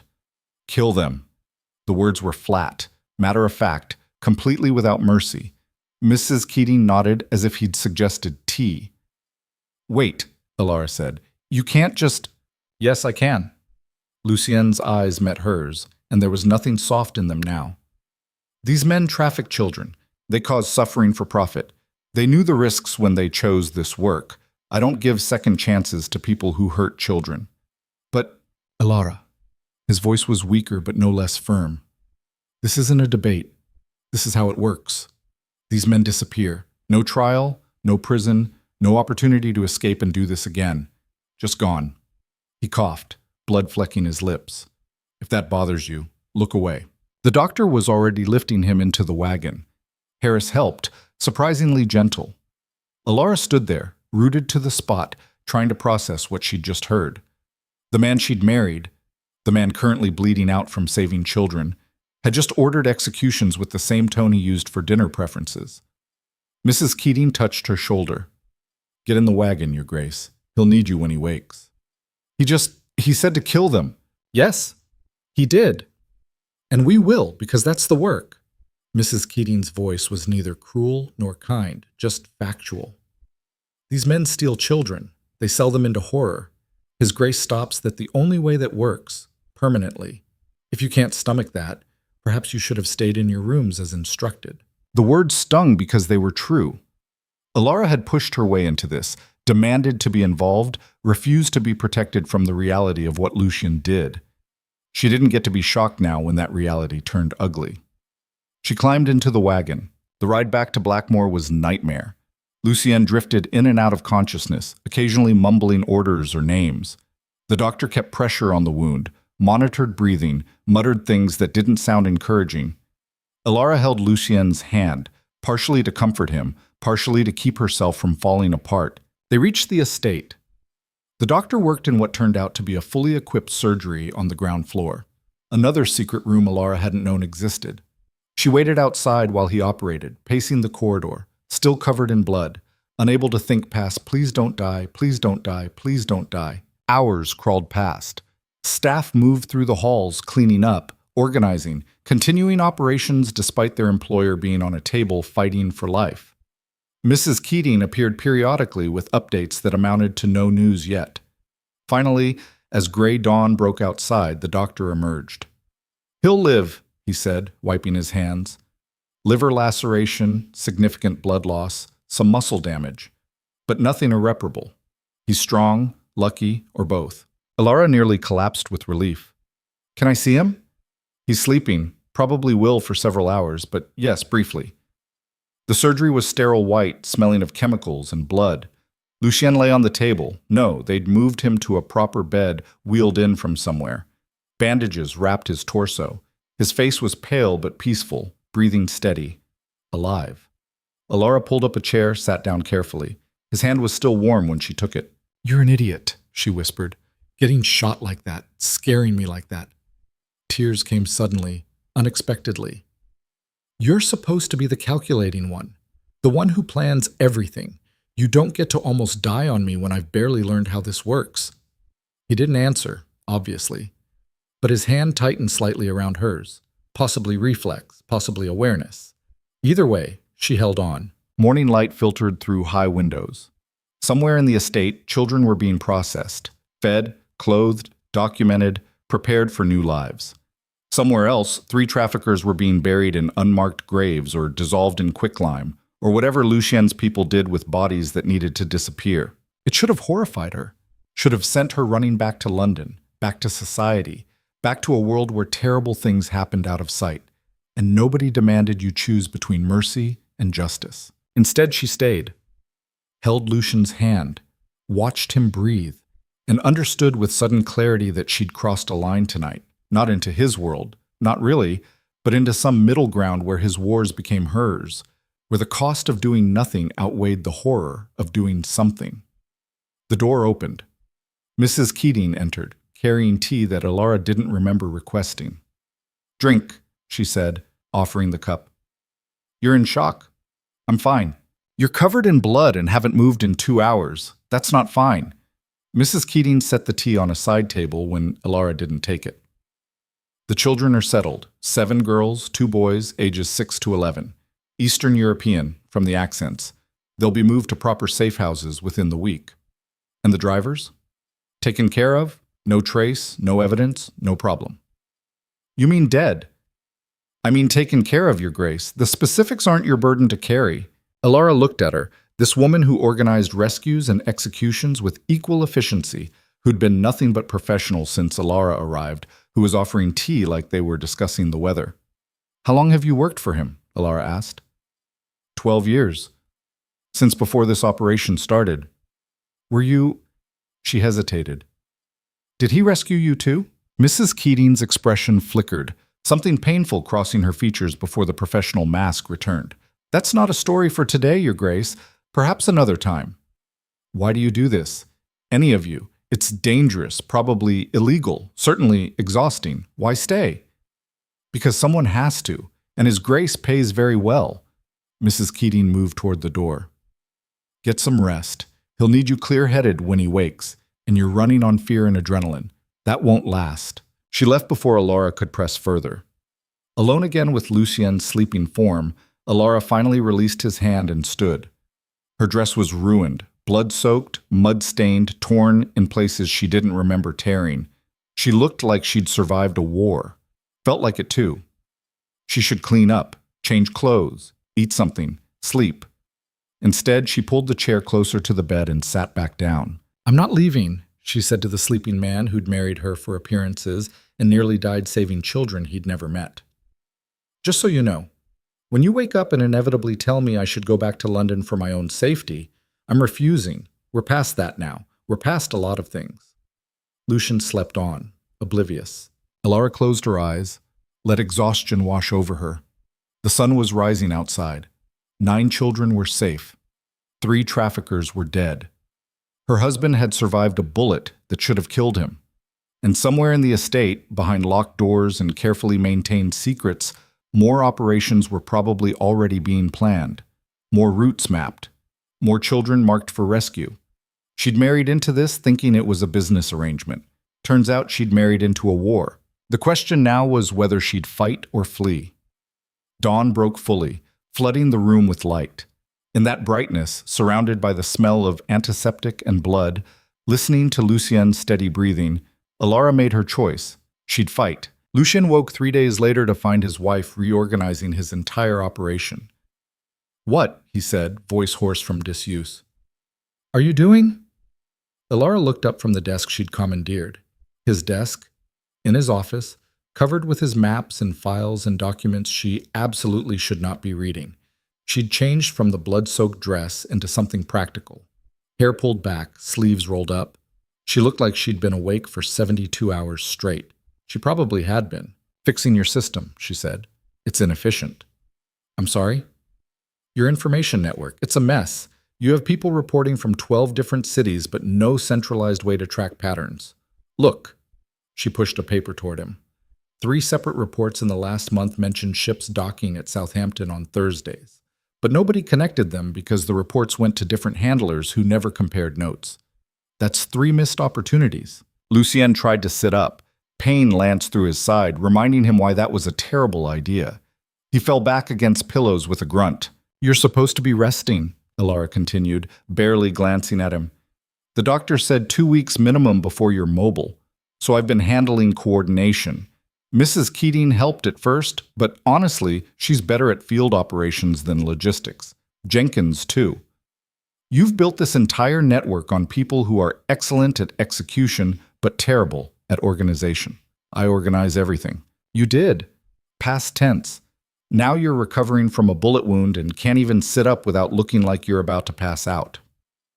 She made another notation on whatever she was working on. Sarah is good with numbers. I've had her tracking expenses. Do you know you're spending twice what you need to on safe house rentals? I found 3 properties that cost half as much and provide better security. Thomas has connections in Manchester you're not utilizing. And the doctor, his name is Fletcher, by the way, you might try using it, mentioned he knows people in medical supply who could get you better equipment for the surgery room. Lucien stared at her. You've been awake for 3 days organizing my secret trafficking operation. Someone had to. You were unconscious. She finally looked at him properly, and he saw exhaustion in every line of her face. Also determination. How are you feeling? Like I've been shot. Specific location of pain? Everywhere from neck to hips. That's the muscle damage. Fletcher said it would hurt for weeks. I've been reading his medical texts. She stood, poured water from a pitcher, brought it to him. Drink. You're probably dehydrated. He drank because arguing seemed exhausting. The water helped. Everything still hurt, but fractionally less. Alara, he said carefully, you can't just take over my operation. I'm not taking over, I'm organizing. There's a difference. She returned to the desk. You nearly died because you were spread too thin. Trying to coordinate everything yourself, track every detail, make every decision. That's not sustainable. You need delegation, proper systems, people in roles that match their skills. I know my people's skills. Do you? Because from what I've seen, you assign tasks based on who's available, not who's best suited. Harris is driving carriages when he should be training new recruits. He's got military experience you're wasting. Mrs. Keating runs the household and coordinates extractions and handles finances. That's 3 full-time jobs for one person. And you, she turned to face him. You're acting as strategist, field commander, financier, and public face simultaneously. Nobody can sustain that. I've sustained it for 8 years. And now you have a bullet scar to show for it. Her voice softened slightly. Lucienne, I'm not criticizing. What you've built is incredible, but it's held together by your personal control over every detail, which means if something happens to you, if you died on that road, everything collapses. That's not a system. That's a catastrophe waiting to happen. She was right. He hated that she was right, but she was. So what exactly have you been doing? He asked. Creating structure. She pulled out a clean sheet of paper, began sketching boxes and lines. I've divided operations into 5 divisions: intelligence, extraction, safe houses, finances, and public relations. Each gets a lead coordinator who reports to you but handles day-to-day decisions. Mrs. Keating takes extraction. She's best at it anyway. Thomas heads safe houses. He knows the properties, the routes, the logistics. Sarah gets finances because she's the only one besides you who seems capable of basic accounting. Jenkins runs intelligence. He's got the contacts and the instinct. And who handles public relations? I do? She said it like it was obvious. I'm your wife. I'm already supposed to be your social face. Might as well make it functional. I can attend events you can't, gather information from society circles, maintain relationships that keep you looking normal. That's literally what you married me for, except now it serves the actual operation instead of just being cover. Lucien closed his eyes. His wife, his practical, desperate, bargain-made wife, had spent 3 days while he was unconscious, essentially staging a bloodless coup of his life's work. And she'd done it so efficiently he couldn't find an immediate argument against it. You realize, he said slowly, that what you're describing is making yourself integral to operations. If you leave, the entire social cover collapses. Yes. That's the opposite of the escape clause we agreed to. I'm aware. She met his eyes. I'm renegotiating. You need me now, not as decoration, as infrastructure. That gives me leverage. So here's the new deal. I stay, I work, I help build something that doesn't require your personal martyrdom to function. In exchange, you stop trying to protect me from the reality of what we're doing. No more locked doors I can't ask about. No more sending me away when things get dangerous. We're partners in this. Or I walk, and you can explain to society why your brand new wife left you. It was blackmail. Elegant, rational blackmail delivered with the calm of someone who'd thought through every angle. He should have been furious. Instead, he found himself almost laughing, which hurt his ribs. You're insane, he said. Probably. Do we have a deal? You watched men die 3 days ago. You held my hand while I bled out in the mud. Most people would run from that. I'm not most people. She crossed her arms.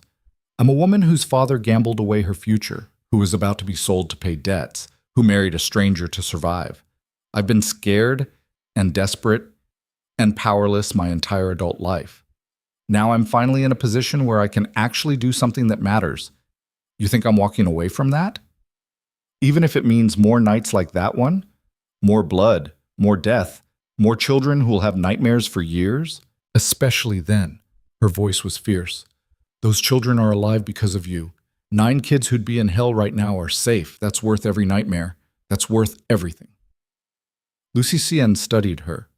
This woman who'd walked into his life because she had no choice, who'd seen the ugliest parts of his work and decided to rebuild it anyway. She'd changed in 3 weeks. Or maybe she hadn't changed at all.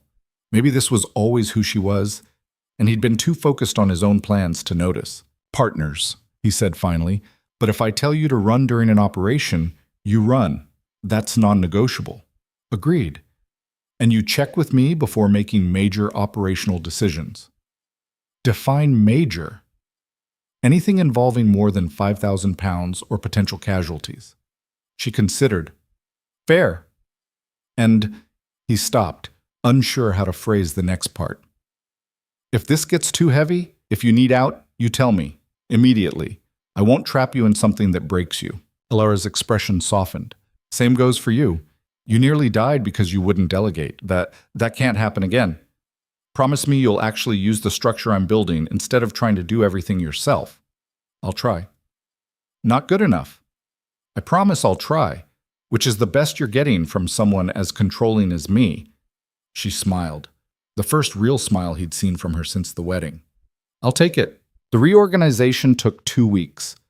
Lucien recovered slowly, spending most days in the office watching Alara transform chaos into order. She had a gift for it, seeing patterns, identifying inefficiencies, finding solutions nobody else had considered. Mrs. Keating warmed to her after Alara streamlined the extraction protocols, cutting response time in half. Thomas became downright friendly when she secured 3 new safe houses at better rates. Even Jenkins, who didn't trust anyone except Lucien, admitted her intelligence system made sense. Sarah was the breakthrough. Your Grace, she said one afternoon, knocking hesitantly on the office door. Could I show you something? Alara looked up from financial ledgers. Of course. Sarah spread papers across the desk, columns of numbers, dates, locations. You asked me to track patterns in the expense reports. I found something. Look at these dates. She pointed. Every 3 weeks, almost exactly, there's a spike in carriage rentals from our London contact. Always the same amount, £60. Always the same day of the week, Tuesday. Maybe they're running regular routes? Alara suggested. That's what I thought, but look. Sarah pulled out another sheet. These are reported rescue dates. None of them line up with the Tuesday spikes. So either we're renting carriages and not using them, or someone's using them for something else. Alara felt ice in her stomach. Who handles the London finances? Man named Gregory. He's worked for His Grace for 3 years, manages the city operations. Alara looked at Lucien, who'd gone very still. Could be innocent, she said. Could be. His voice was flat. But probably isn't. £60 is enough to move cargo quietly. Tuesday is market day. Busy streets, easy to disappear, and 3-week intervals matched trafficking schedules. He stood carefully, still favoring his injured side. Sarah, pull everything on Gregory. Every transaction, every report, every operation he's been part of. I want to see it all. Yes, Your Grace. She left. Lucien braced his hands on the desk, breathing carefully. If he's dirty, Alara said quietly, if someone in your network is working against you, then we have a traitor, and traitors explain a lot. He met her eyes. The route changed 3 weeks ago. The one that nearly got us killed. Someone warned those traffickers we were coming. I thought maybe we'd been predictable, gotten sloppy. But if Gregory's been passing information, how many operations has he been involved in? All of them in London. Every rescue, every interception, every safe house location. Lucien's jaw tightened. If he's selling information, I've been bleeding intelligence for 3 years. People could have died because of me trusting the wrong person. People didn't die. You stopped that. Alara stood, moved around the desk. We'll figure this out. Carefully. If Gregory is dirty, we can't tip him off until we know what he's already compromised. We need to bring him here, get him away from London, where he can't run or warn anyone. How? If you summon him suddenly, he'll know something's wrong. Lucien thought for a moment. You, he said, tell him you want to meet the London team. New wife, taking interest in my business affairs, wants to put faces to names. Completely normal. He can't refuse without seeming suspicious. When? Tomorrow. The faster we move, the less time he has to cover tracks. Alara nodded. I'll send a message this afternoon. Gregory arrived 2 days later, all nervous politeness and careful smiles. Mid-40s, thinning hair, the kind of face that disappeared in crowds. He bowed to Alara, shook Lucien's hand, commented on the weather with the enthusiasm of someone trying very hard to seem relaxed. Your Grace, he said to Alara, I'm honored you wanted to meet. His Grace speaks highly of his London operations. I'm sure he does. Alara kept her voice warm, welcoming. I wanted to understand the work better. My husband nearly died recently. I'd like to know the people he trusts. Terrible business, that. Gregory's concern looked genuine. We were all relieved to hear you're recovering, sir. I'm resilient. Lucian gestured to chairs. Please, sit. We have much to discuss. They talked for an hour. Surface things. Safe house conditions, supply needs, upcoming operations. Gregory answered everything smoothly, never hesitating, showing exactly the right amount of concern and competence. If Alara hadn't seen Sarah's numbers, she'd have thought him completely trustworthy, but she had seen the numbers. One thing puzzles me, she said casually. Sarah mentioned carriage rentals. They seem high for our volume. Are the London routes particularly complicated? Gregory barely paused. The city requires more movement. Multiple safe houses, frequent relocations, avoiding attention. It adds up quickly. Of course. Alara smiled. I'm sure you manage it efficiently. I do my best, Your Grace. After he left, escorted to guest quarters by Harris, Lucien let out a long breath. He's good, he said. I wouldn't have caught anything from that conversation. Neither would I, if we didn't already suspect him. Alara moved to the window, watched Gregory crossing the courtyard below. What now?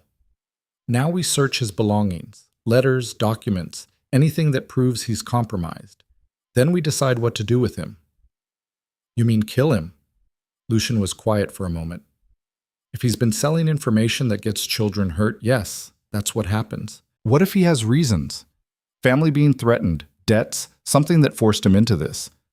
Then he should have come to me. I could have helped. Instead, he chose to betray people who trusted him, chose profit over children's lives. Lucien's voice was cold. I don't forgive that. I can't afford to. They searched Gregory's room after midnight. Harris kept watch while Alara and Lucien went through luggage with meticulous care. Clothing, toiletries, nothing suspicious. Then Alara found the false bottom in his travel case. Inside, coded letters, lists of names and dates, and a ledger showing payments received.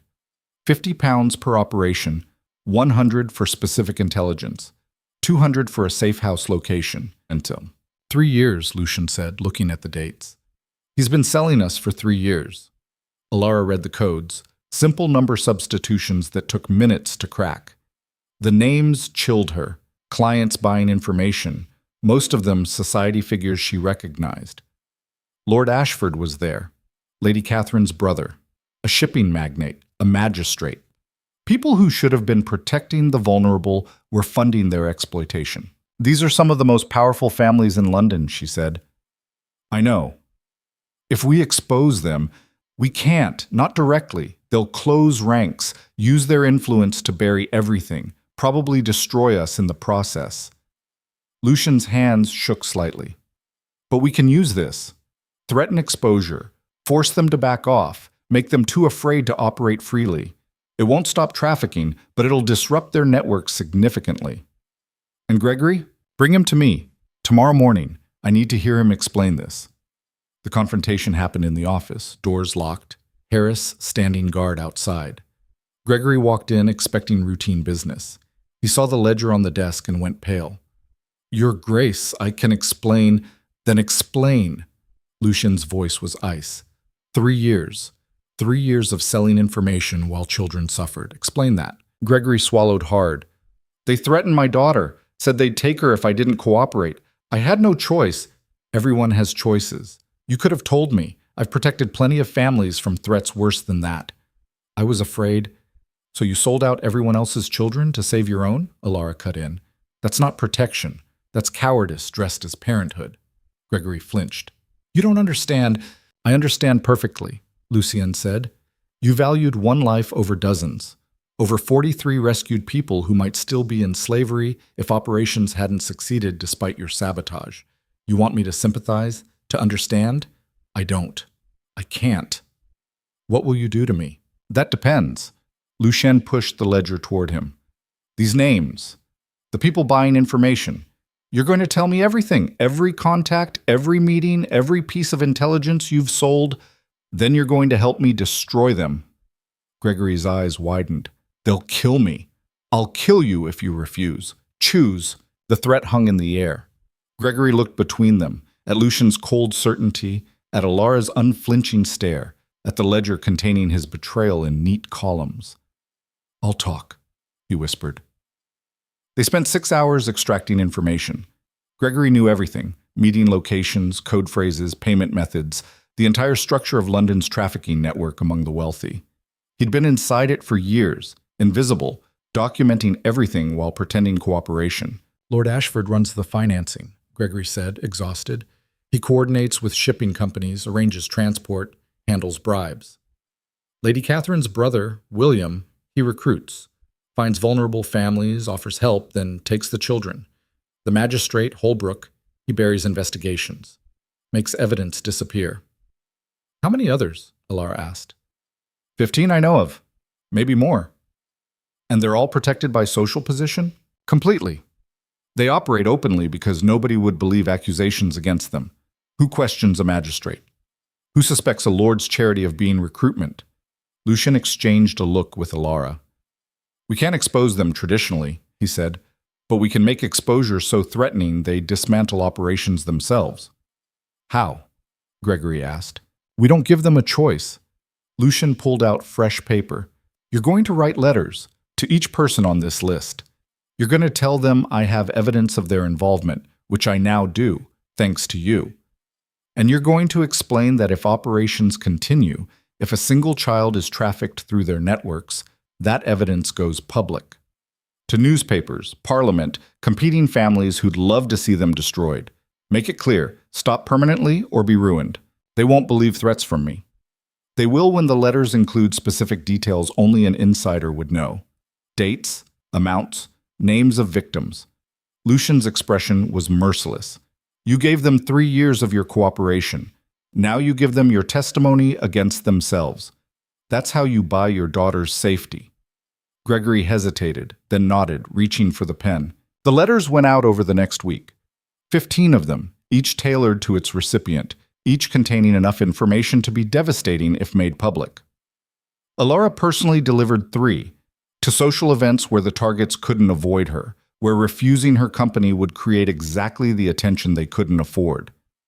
Lord Ashford received his at his own ball. Alara handed it to him with a smile, watched his face drain of color as he read. This can't be accurate. Alara kept her voice pleasant. My husband is very thorough. You have 2 choices. Cease operations permanently, or become a scandal that destroys your family for generations. Choose wisely. You're blackmailing me. I'm offering you an exit. Take it. She walked away before he could respond, rejoined Lucien by the refreshment table. How did he look? Lucien asked quietly. Terrified. Good. Over the next month, operations changed. Shipping routes that had been regular suddenly stopped. Safe houses used by traffickers were raided by authorities. Anonymous tips, probably sent by people desperate to prove they'd severed connections. William disappeared from society entirely. Rumors said he'd fled to France. Magistrate Holbrook retired abruptly, citing health concerns. The network wasn't destroyed, but it was damaged, disrupted, forced underground where it operated with far less efficiency. 43 rescues before, Lucien said one evening, updating his count. 52 now, 9 from the operation that nearly killed me. Plus Sarah's information exposed a network we can monitor going forward. You're saying my reorganization worked? Alara tried not to sound smug. I'm saying you've made this operation more effective in 6 weeks than I managed in 8 years. That's because you were trying to do everything alone. Turns out delegation actually helps.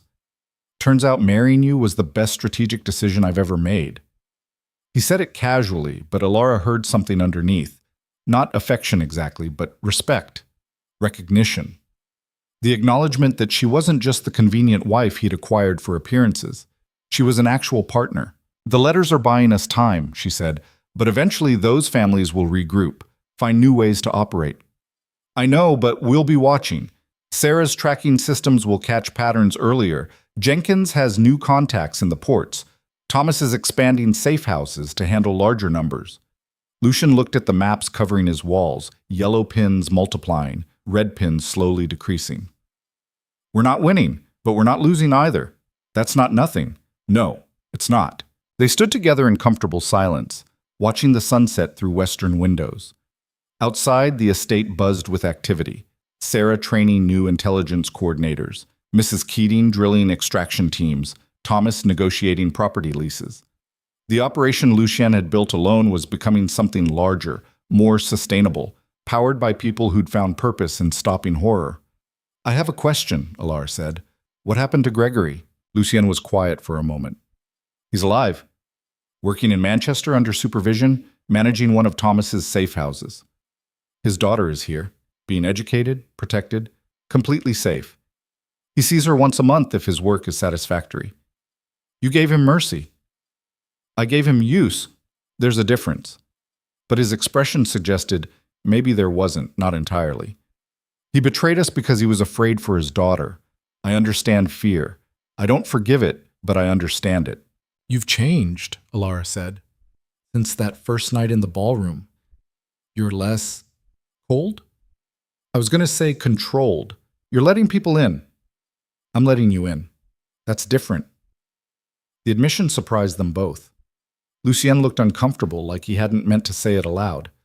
Alara felt warmth spread through her chest. Not romance, not yet, but something equally significant. Trust, partnership, the foundation of whatever they were building together. For what it's worth, she said, I'm glad you didn't let me go back to London. For what it's worth, I'm glad you didn't listen when I told you to stay in your room. I never listen. I've noticed. They smiled at each other. Tentative, genuine, the beginning of something neither had planned, but both were starting to value. The marriage of convenience was becoming inconveniently complicated. But complicated, Alara was learning, didn't mean bad. A knock interrupted the moment. Jenkins entered, holding a telegram. Your Grace, message from the Manchester contact. They've intercepted communications about a major shipment. 50 children, maybe more, coming through Liverpool next week. Lucien's expression hardened immediately. How credible? Very. Multiple sources confirming. Then we move. Full operation, everyone available. This is too big to handle with our usual teams. He turned to Alara. Can you coordinate intelligence from here? I'll need real-time updates during the intercept. Already planning it. Good. He looked back at Jenkins. Send word to all units. We move in 3 days. After Jenkins left, Alara touched Lucien's arm. 50 children. If we pull this off, we will. That's a lot riding on coordination, on the systems we've built. I trust the systems. He met her eyes. I trust you. The words settled between them, heavy with meaning. Trust wasn't something Lucien gave easily. He'd built an empire on controlling everything himself, trusting no one completely. But here he was, about to stake 50 lives on her ability to coordinate an operation she'd barely begun to understand 6 weeks ago. Don't let me down, he said lightly, but she heard the real weight underneath. Don't plan on it. 3 days felt like 3 hours. They planned obsessively. Routes, contingencies, communication protocols, backup plans for the backup plans. Sarah created tracking systems. Jenkins briefed teams. Mrs. Keating organized extraction points. Thomas secured temporary housing for 50 children who'd need immediate care. And Alara coordinated it all, sitting in the office with maps and telegrams and a clarity of purpose she'd never felt before. This was what she'd been missing in her old life. Not comfort or security, but meaning. The chance to be part of something bigger than herself, something that mattered. The operation launched on a gray Tuesday morning.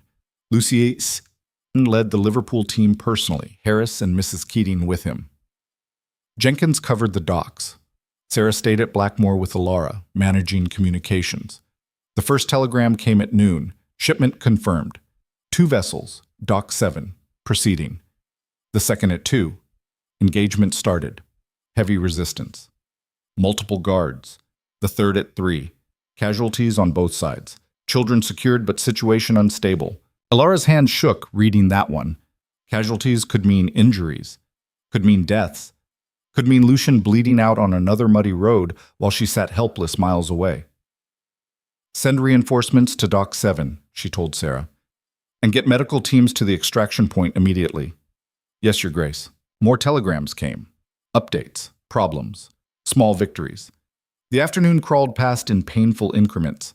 Alara paced the office, made decisions, sent orders, and tried not to imagine worst-case scenarios. At sunset, a final telegram. Operation complete. 53 children secured. Returning to base. Minor injuries only. Alara nearly collapsed with relief. They came back 2 days later, exhausted and battered, but alive. Lucien had a fresh cut across his cheek and moved like every muscle hurt. But he was smiling, genuinely smiling, something she'd rarely seen. 53, he said, finding her in the office. We got 53. I heard. She wanted to hug him but settled for clasping his hands. How bad was it? Bad enough. 3 guards dead. Theirs, not ours. Jenkins took a knife to the shoulder, but he'll recover. And the children, his voice caught. Elara, some of them were 6 years old. 6. Chained in cargo holds like animals. But they're safe now. Because of you. Your coordination kept everything running smoothly. Every team knew exactly where to be, when to move, what to do. That doesn't happen without brilliant logistics. I just followed your plans. You improved them, constantly. Every update made operations more efficient. He squeezed her hands. I meant what I said.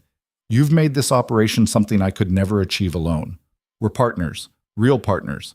Not because a contract said so, but because you earned it. The recognition hit harder than any praise she'd received before.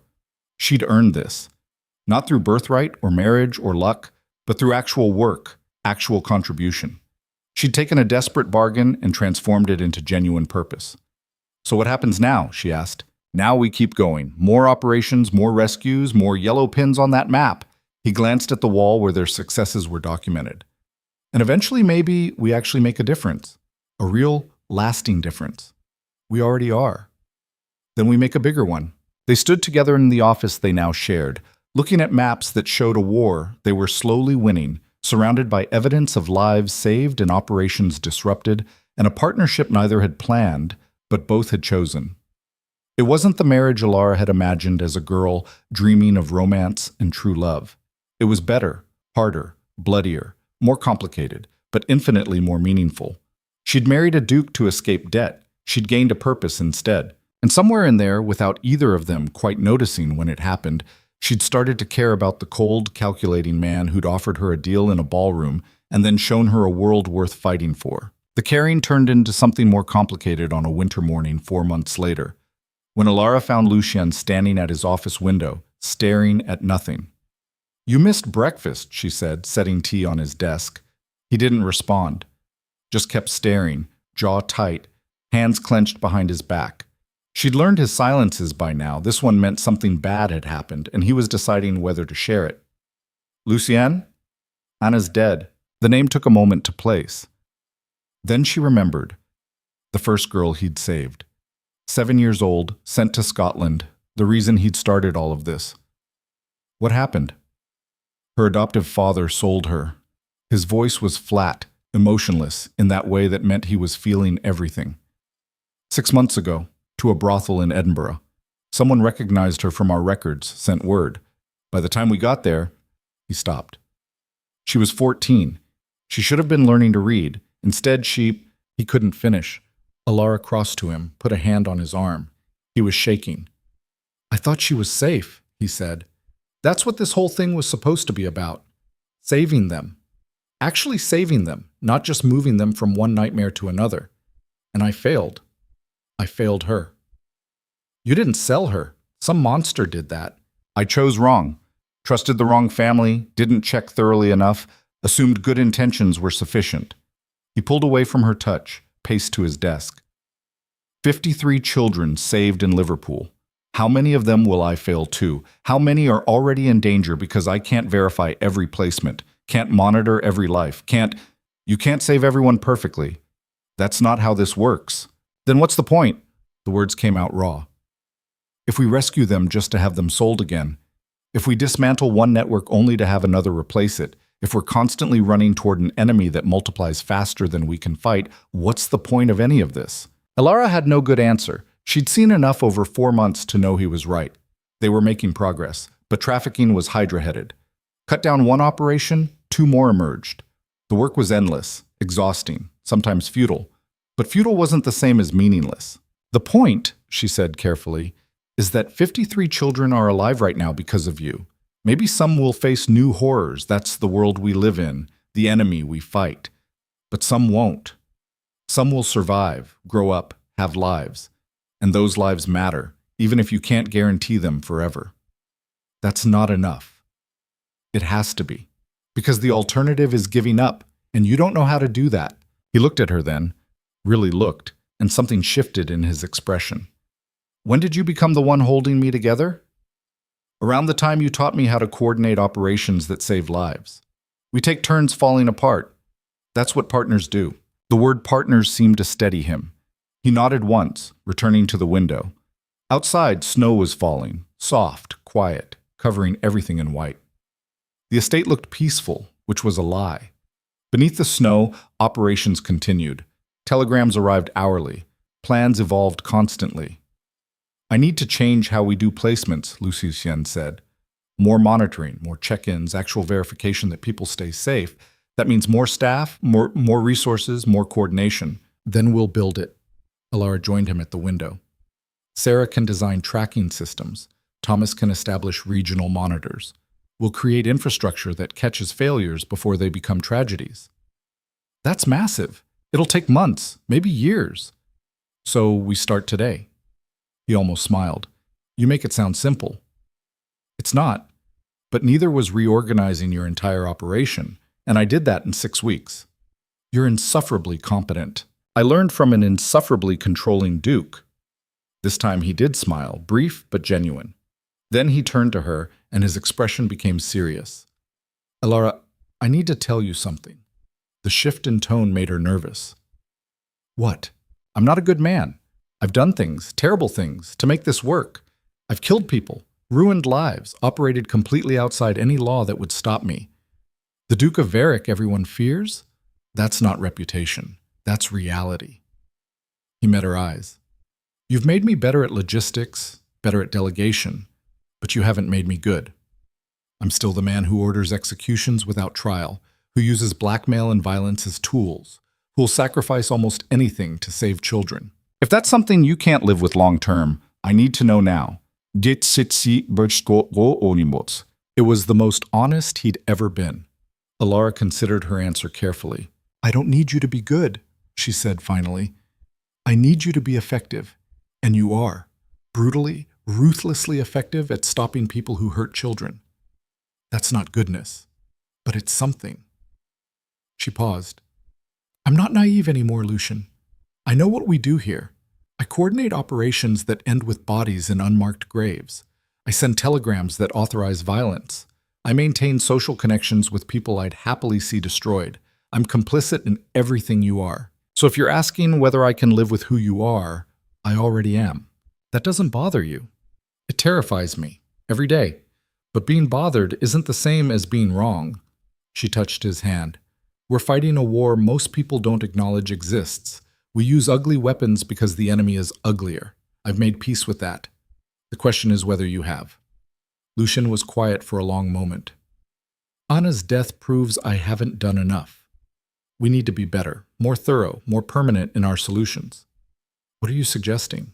I'm suggesting we stop being reactive. Stop waiting for intelligence about shipments and operations.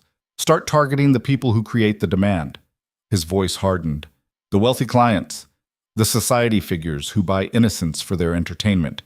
We've been disrupting supply. We need to eliminate demand. How? Public exposure, but not threats anymore. Actual exposure. Names, evidence, details that can't be dismissed. Let society do the destroying for us. Alara felt ice in her stomach. That's incredibly dangerous. Those people have resources, connections, power to retaliate. I know. That's why I need you to decide if you're actually in this, not as logistics coordinator from a safe distance, as someone who will stand beside me when we declare war on some of England's most powerful families, because that's what exposure means, open war. She should say no, should recognize this as the moment to step back, to accept the safer role he'd offered, to protect herself from consequences that could destroy everything. Instead, she heard herself say, "Tell me the plan." They spent 3 weeks building it. Not alone. Jenkins contributed contacts, Sarah designed information networks, Mrs. Keating coordinated security measures. But Alara and Lucian led the planning, working long hours side by side, constructing something unprecedented, a comprehensive exposé of London's trafficking elite. We need proof they can't deny, Alara said, reviewing documents. Gregory's testimony isn't enough. He's a proven traitor. His word means nothing. We need independent verification. Witnesses, Lucian suggested. Survivors willing to testify. Who'll be dismissed as liars or opportunists? We need something concrete. Financial records, correspondence, something that ties these people directly to trafficking operations. Sarah solved it. Bank records, she said, spreading papers across the desk. Lord Ashford moves money through 3 different banks. I've been tracking the patterns. Large withdrawals always precede known trafficking events. If we can get the actual banking documents, we can prove the connection. Banks don't release documents without court orders, Jenkins pointed out. No, Alara said slowly. But they keep copies, in filing rooms with locks that can be picked, by people who know how to be invisible. Everyone looked at her. You're suggesting we rob a bank? Lucian asked. I'm suggesting we borrow documents they shouldn't be protecting anyway. She met his gaze. You said we needed to be bolder. This is bold. It was also insane, highly illegal, and exactly the kind of desperate gamble they'd built their operation on. Lucien considered for maybe 30 seconds. Jenkins, what do you know about bank security? The robbery, document retrieval, Alara insisted on calling it, took 2 weeks of preparation. They studied guard schedules, bribed clerks for floor plans, practiced lockpicking until Alara could open complex mechanisms in under 2 minutes. Lucien wanted to lead the operation himself. Alara refused to let him. You're too recognizable, she argued. The Duke of Varick breaking into a bank? That's headlines. But his wife, some random woman in dark clothes? Nobody looks twice. You have no field experience. I have 4 months of coordinating operations and excellent motivation not to get caught. She softened her voice. Lucien, I need to do this. Not for you, for me.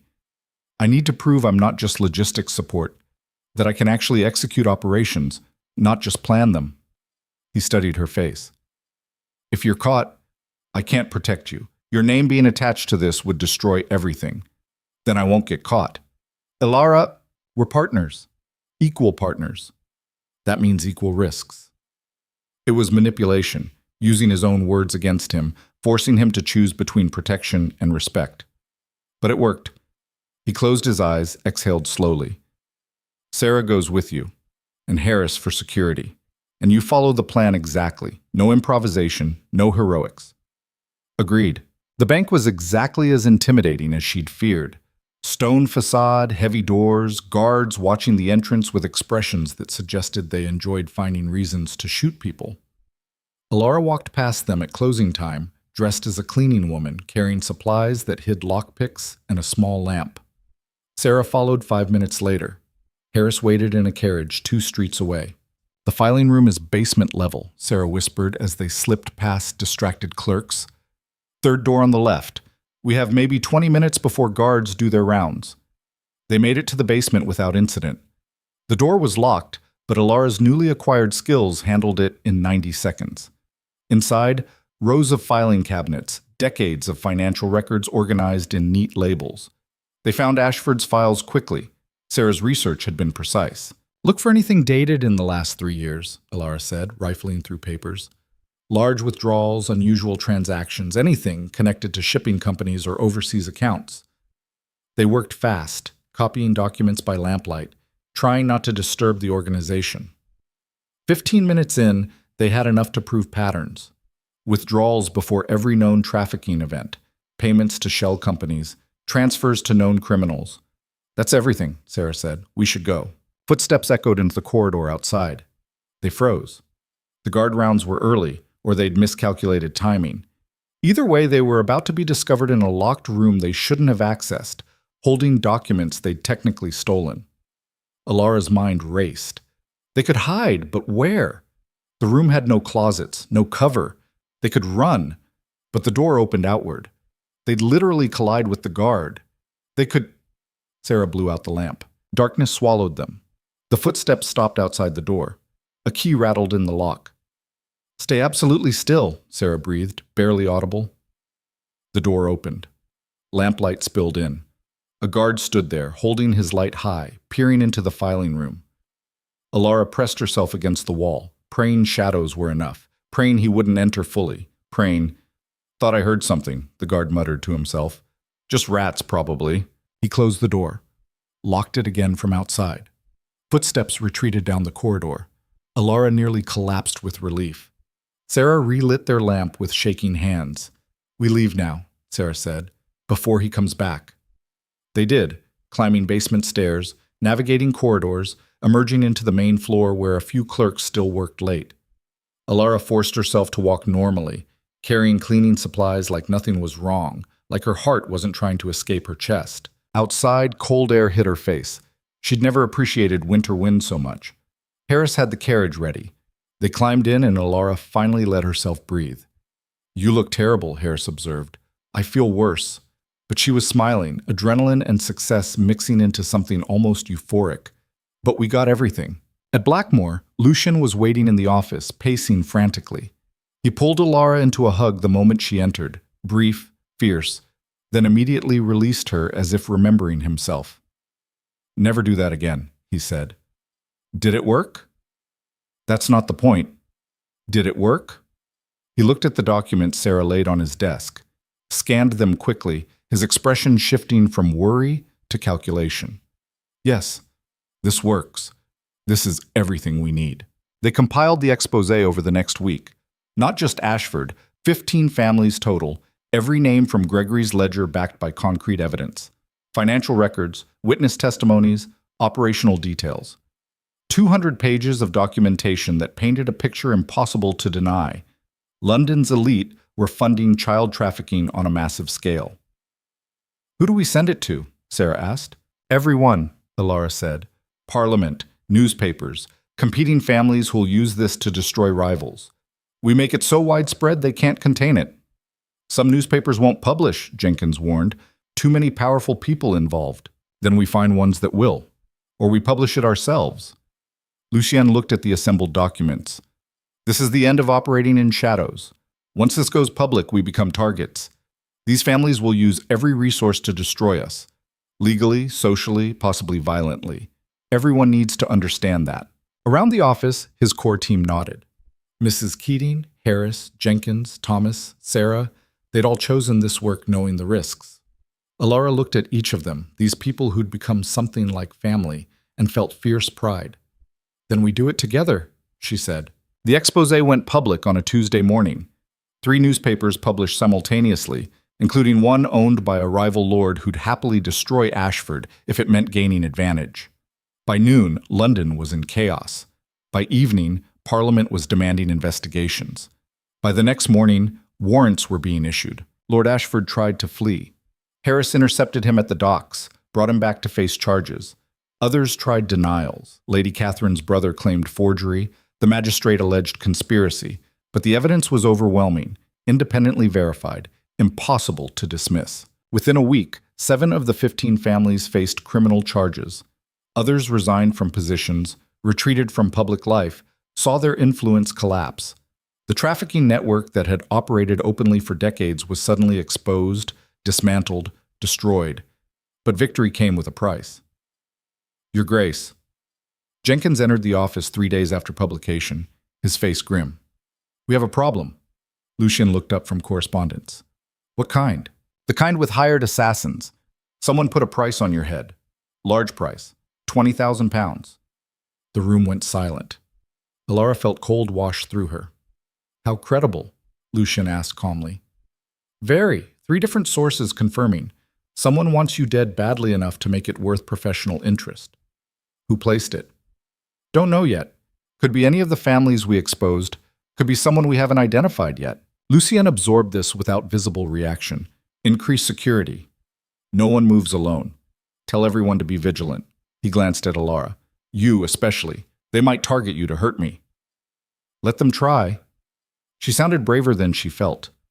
"We knew this was coming. Knowing and experiencing are different." He turned back to Jenkins. "Find out who placed the contract, and see if we can outbid it. Offer more for information about who wants me dead than they're offering for my death." "That'll get expensive." "Everything worthwhile does." Over the next weeks, Blackmore became a fortress. Armed guards patrolled constantly. Nobody entered without verification. Alara learned to carry a pistol, learned to check shadows, learned to live with fear as constant background noise. 2 assassination attempts happened anyway. The first was poison in Lucian's tea, caught by Harris, who noticed the servant's nervousness. The second was a sniper during a rare trip to London. The shot missed, hitting a wall 6 inches from Lucian's head. "This is sustainable," Alara said after the sniper incident, her voice shaking. "We can't live like this forever." "We won't have to." Lucian was loading a pistol with steady hands. Jenkins found who placed the contract. William, Lady Catherine's brother. "He's in France, but he's got connections everywhere. We eliminate him. The contract disappears." "Eliminate him how?" "The only way that works permanently." Alara understood. "You're going to kill him." "I'm going to try. He'll be expecting it, so it won't be easy. But he's started this war. I'm going to finish it." "Then I'm coming with you." "Absolutely not. We're partners. Equal partners. Equal risks." She used his own argument again, watched him struggle with it. "You need someone watching your back. Someone you trust completely." "That's me." "Alara, if something happens, then it happens to both of us. I'm done watching you risk everything while I stay safe." She met his eyes. "I meant what I said months ago. I'm in this. Completely. That means the dangerous parts too." Lucian looked at her for a long moment. Then, incredibly, he smiled. "You're either the bravest person I know or the most foolish. Still can't decide which? Still hoping for both." They left for France that night. Just them, Harris, and 2 others Jenkins trusted absolutely. William had a house outside Paris, isolated, supposedly secure. They approached after midnight, using darkness and surprise as advantages. The house was smaller than expected. No guards visible outside, which immediately felt wrong. Harris signaled concern. Lucian nodded. He'd noticed too. They breached the door carefully. Inside, empty rooms, no furniture, no signs of occupation. A trap, Alara realized too late. They'd walked straight into... Gunfire erupted from upstairs. Everyone scattered. Alara dove behind a wall as bullets tore through plaster above her head. Harris returned fire, covering them. Lucien was already moving, heading toward the stairs with the cold focus of someone in his element. "Stay down," he shouted to Alara. She ignored him, followed him up the stairs, pistol drawn, heart hammering. More gunfire. Someone screamed, not in their party. They reached the 2nd floor, a hallway, doors on both sides, gunsmoke thick in the air. William emerged from one room, pistol aimed, directly at Alara. Time slowed. She saw his finger tighten on the trigger, saw the hatred in his eyes, saw her death coming and couldn't move fast enough to stop it. Lucian stepped between them. The shot hit him in the chest. He went down hard, blood spreading immediately. William tried to aim again. Harris shot him first. Clean headshot, dead before he hit the floor. But Alara barely noticed. She was on the floor beside Lucien, hands pressed to the wound, blood everywhere, horrifying déjà vu from the night he'd been shot before. "No, no, no," she heard herself saying. "Not again. You don't get to do this again." "Sorry," Lucian managed, blood on his lips. "Bad habit." "Stop talking. Harris, get the doctor. Get someone." "Working on it," Harris called, already binding wounds with supplies from somewhere. The next hours blurred together. They got Lucien to a doctor Jenkins had arranged in Paris. Emergency surgery on a kitchen table because hospitals meant questions they couldn't answer. Alara waited, covered in blood again, remembering every moment of watching him nearly die last time. This time was worse. She understood now what losing him would mean. Not just losing a partner, but losing someone she'd somehow, impossibly, started to love. When had that happened? When had the convenient marriage become something real? She couldn't pinpoint the moment. Maybe it was gradual, nights working side by side, days building something meaningful, months learning to trust someone completely. Or maybe it was instant, that first night when he'd offered her a choice and she'd taken it. Either way, it was real now, terrifyingly real. The doctor emerged after 3 hours.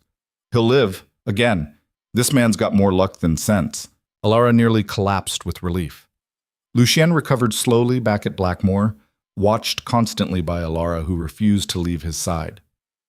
When he was finally conscious enough for conversation, she didn't let him speak first. "You stepped in front of a bullet for me." "I did. That was incredibly stupid." "Probably." He tried to sit up, winced, abandoned the effort. In my defense, it worked. You're alive. So are you, barely. Why did you do that? Because He stopped, looked uncomfortable. Because losing you would have been unacceptable. Unacceptable. Strategically speaking. Right. Strategy. She took his hand. Lucien, we need to stop pretending this is just a business arrangement. You took a bullet for me. I robbed a bank for you. We've built an entire operation together. We're not partners by contract anymore. We're partners by choice. What are you saying? I'm saying I care about you. More than strategically. More than I planned to. Enough that watching you nearly die made me realize I don't want to imagine this life without you in it. She swallowed hard.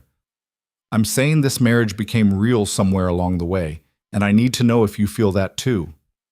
Lucien was quiet for a long moment. When he spoke, his voice was rough. Every operation I run, I calculate risks, acceptable losses, necessary sacrifices.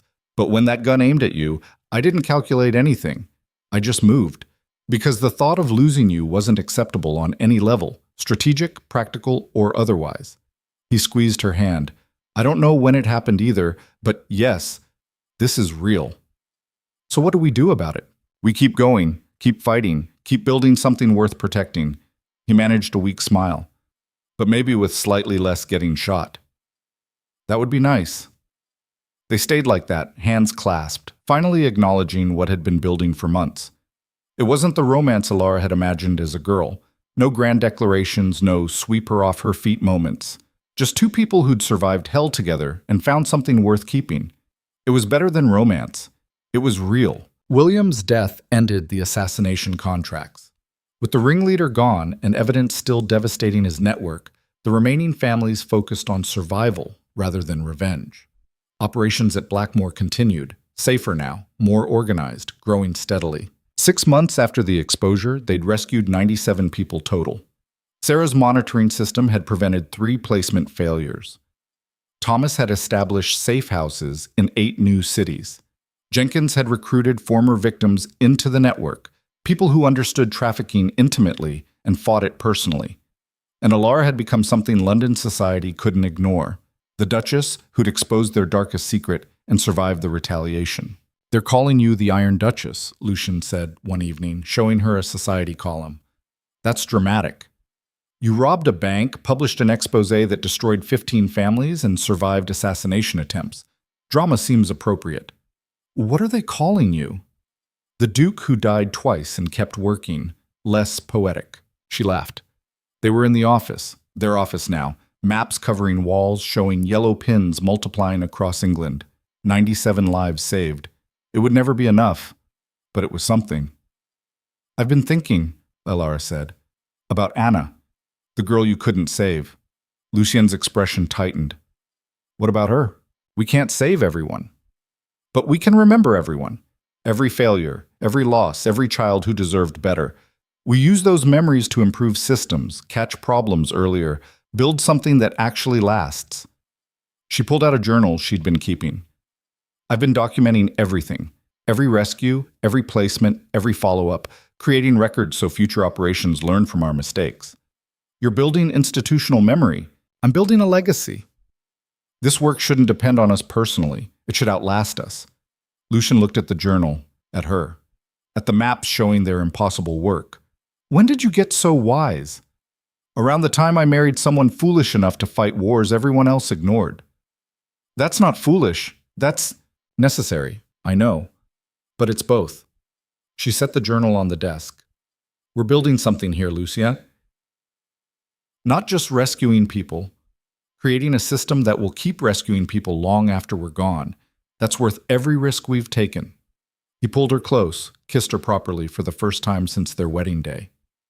This kiss was different, not perfunctory or strategic, but real, full of everything they'd built together and survived together and chosen together. I love you, he said when they broke apart. I don't think I've said that yet. You haven't, but I knew anyway. How? Because you took a bullet for me. Because you trust me with your life's work. Because you look at me like I'm not just useful, but irreplaceable. She smiled. Also because you're terrible at hiding emotions despite thinking you're excellent at it. I'm excellent at many things. Yes, hiding emotions isn't one of them. They stood together in the office where they'd rebuilt his operation into something sustainable, looking at maps that showed the war they'd chosen together. Outside, the estate buzzed with activity, people working, training, planning the next rescue. Inside, two people who'd started as strangers were finally acknowledging what they'd become. Partners. Equals. Something like love. A knock interrupted them. Mrs. Keating entered with a telegram.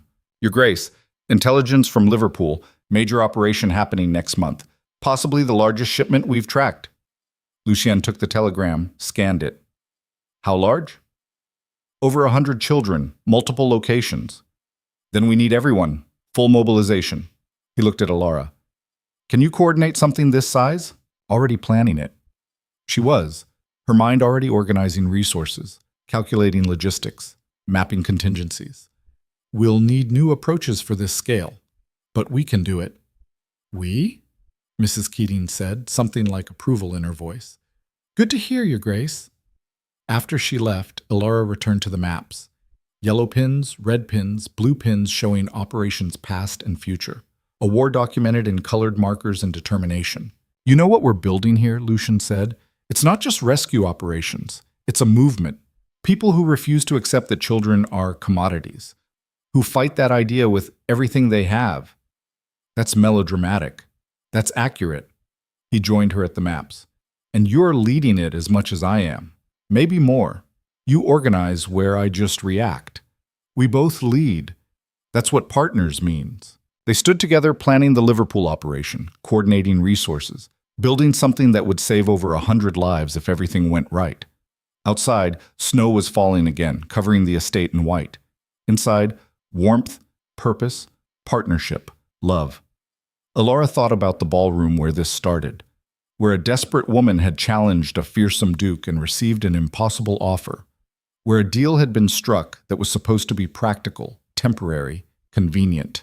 She'd married him to escape debt. She'd gained everything else. Purpose, partnership, love, she'd stopped believing existed. The cold, calculating duke had become the man she'd trust with her life, with her heart, with the work that mattered most. They hadn't just survived their bargain. They'd transformed it into something neither had imagined, but both had chosen.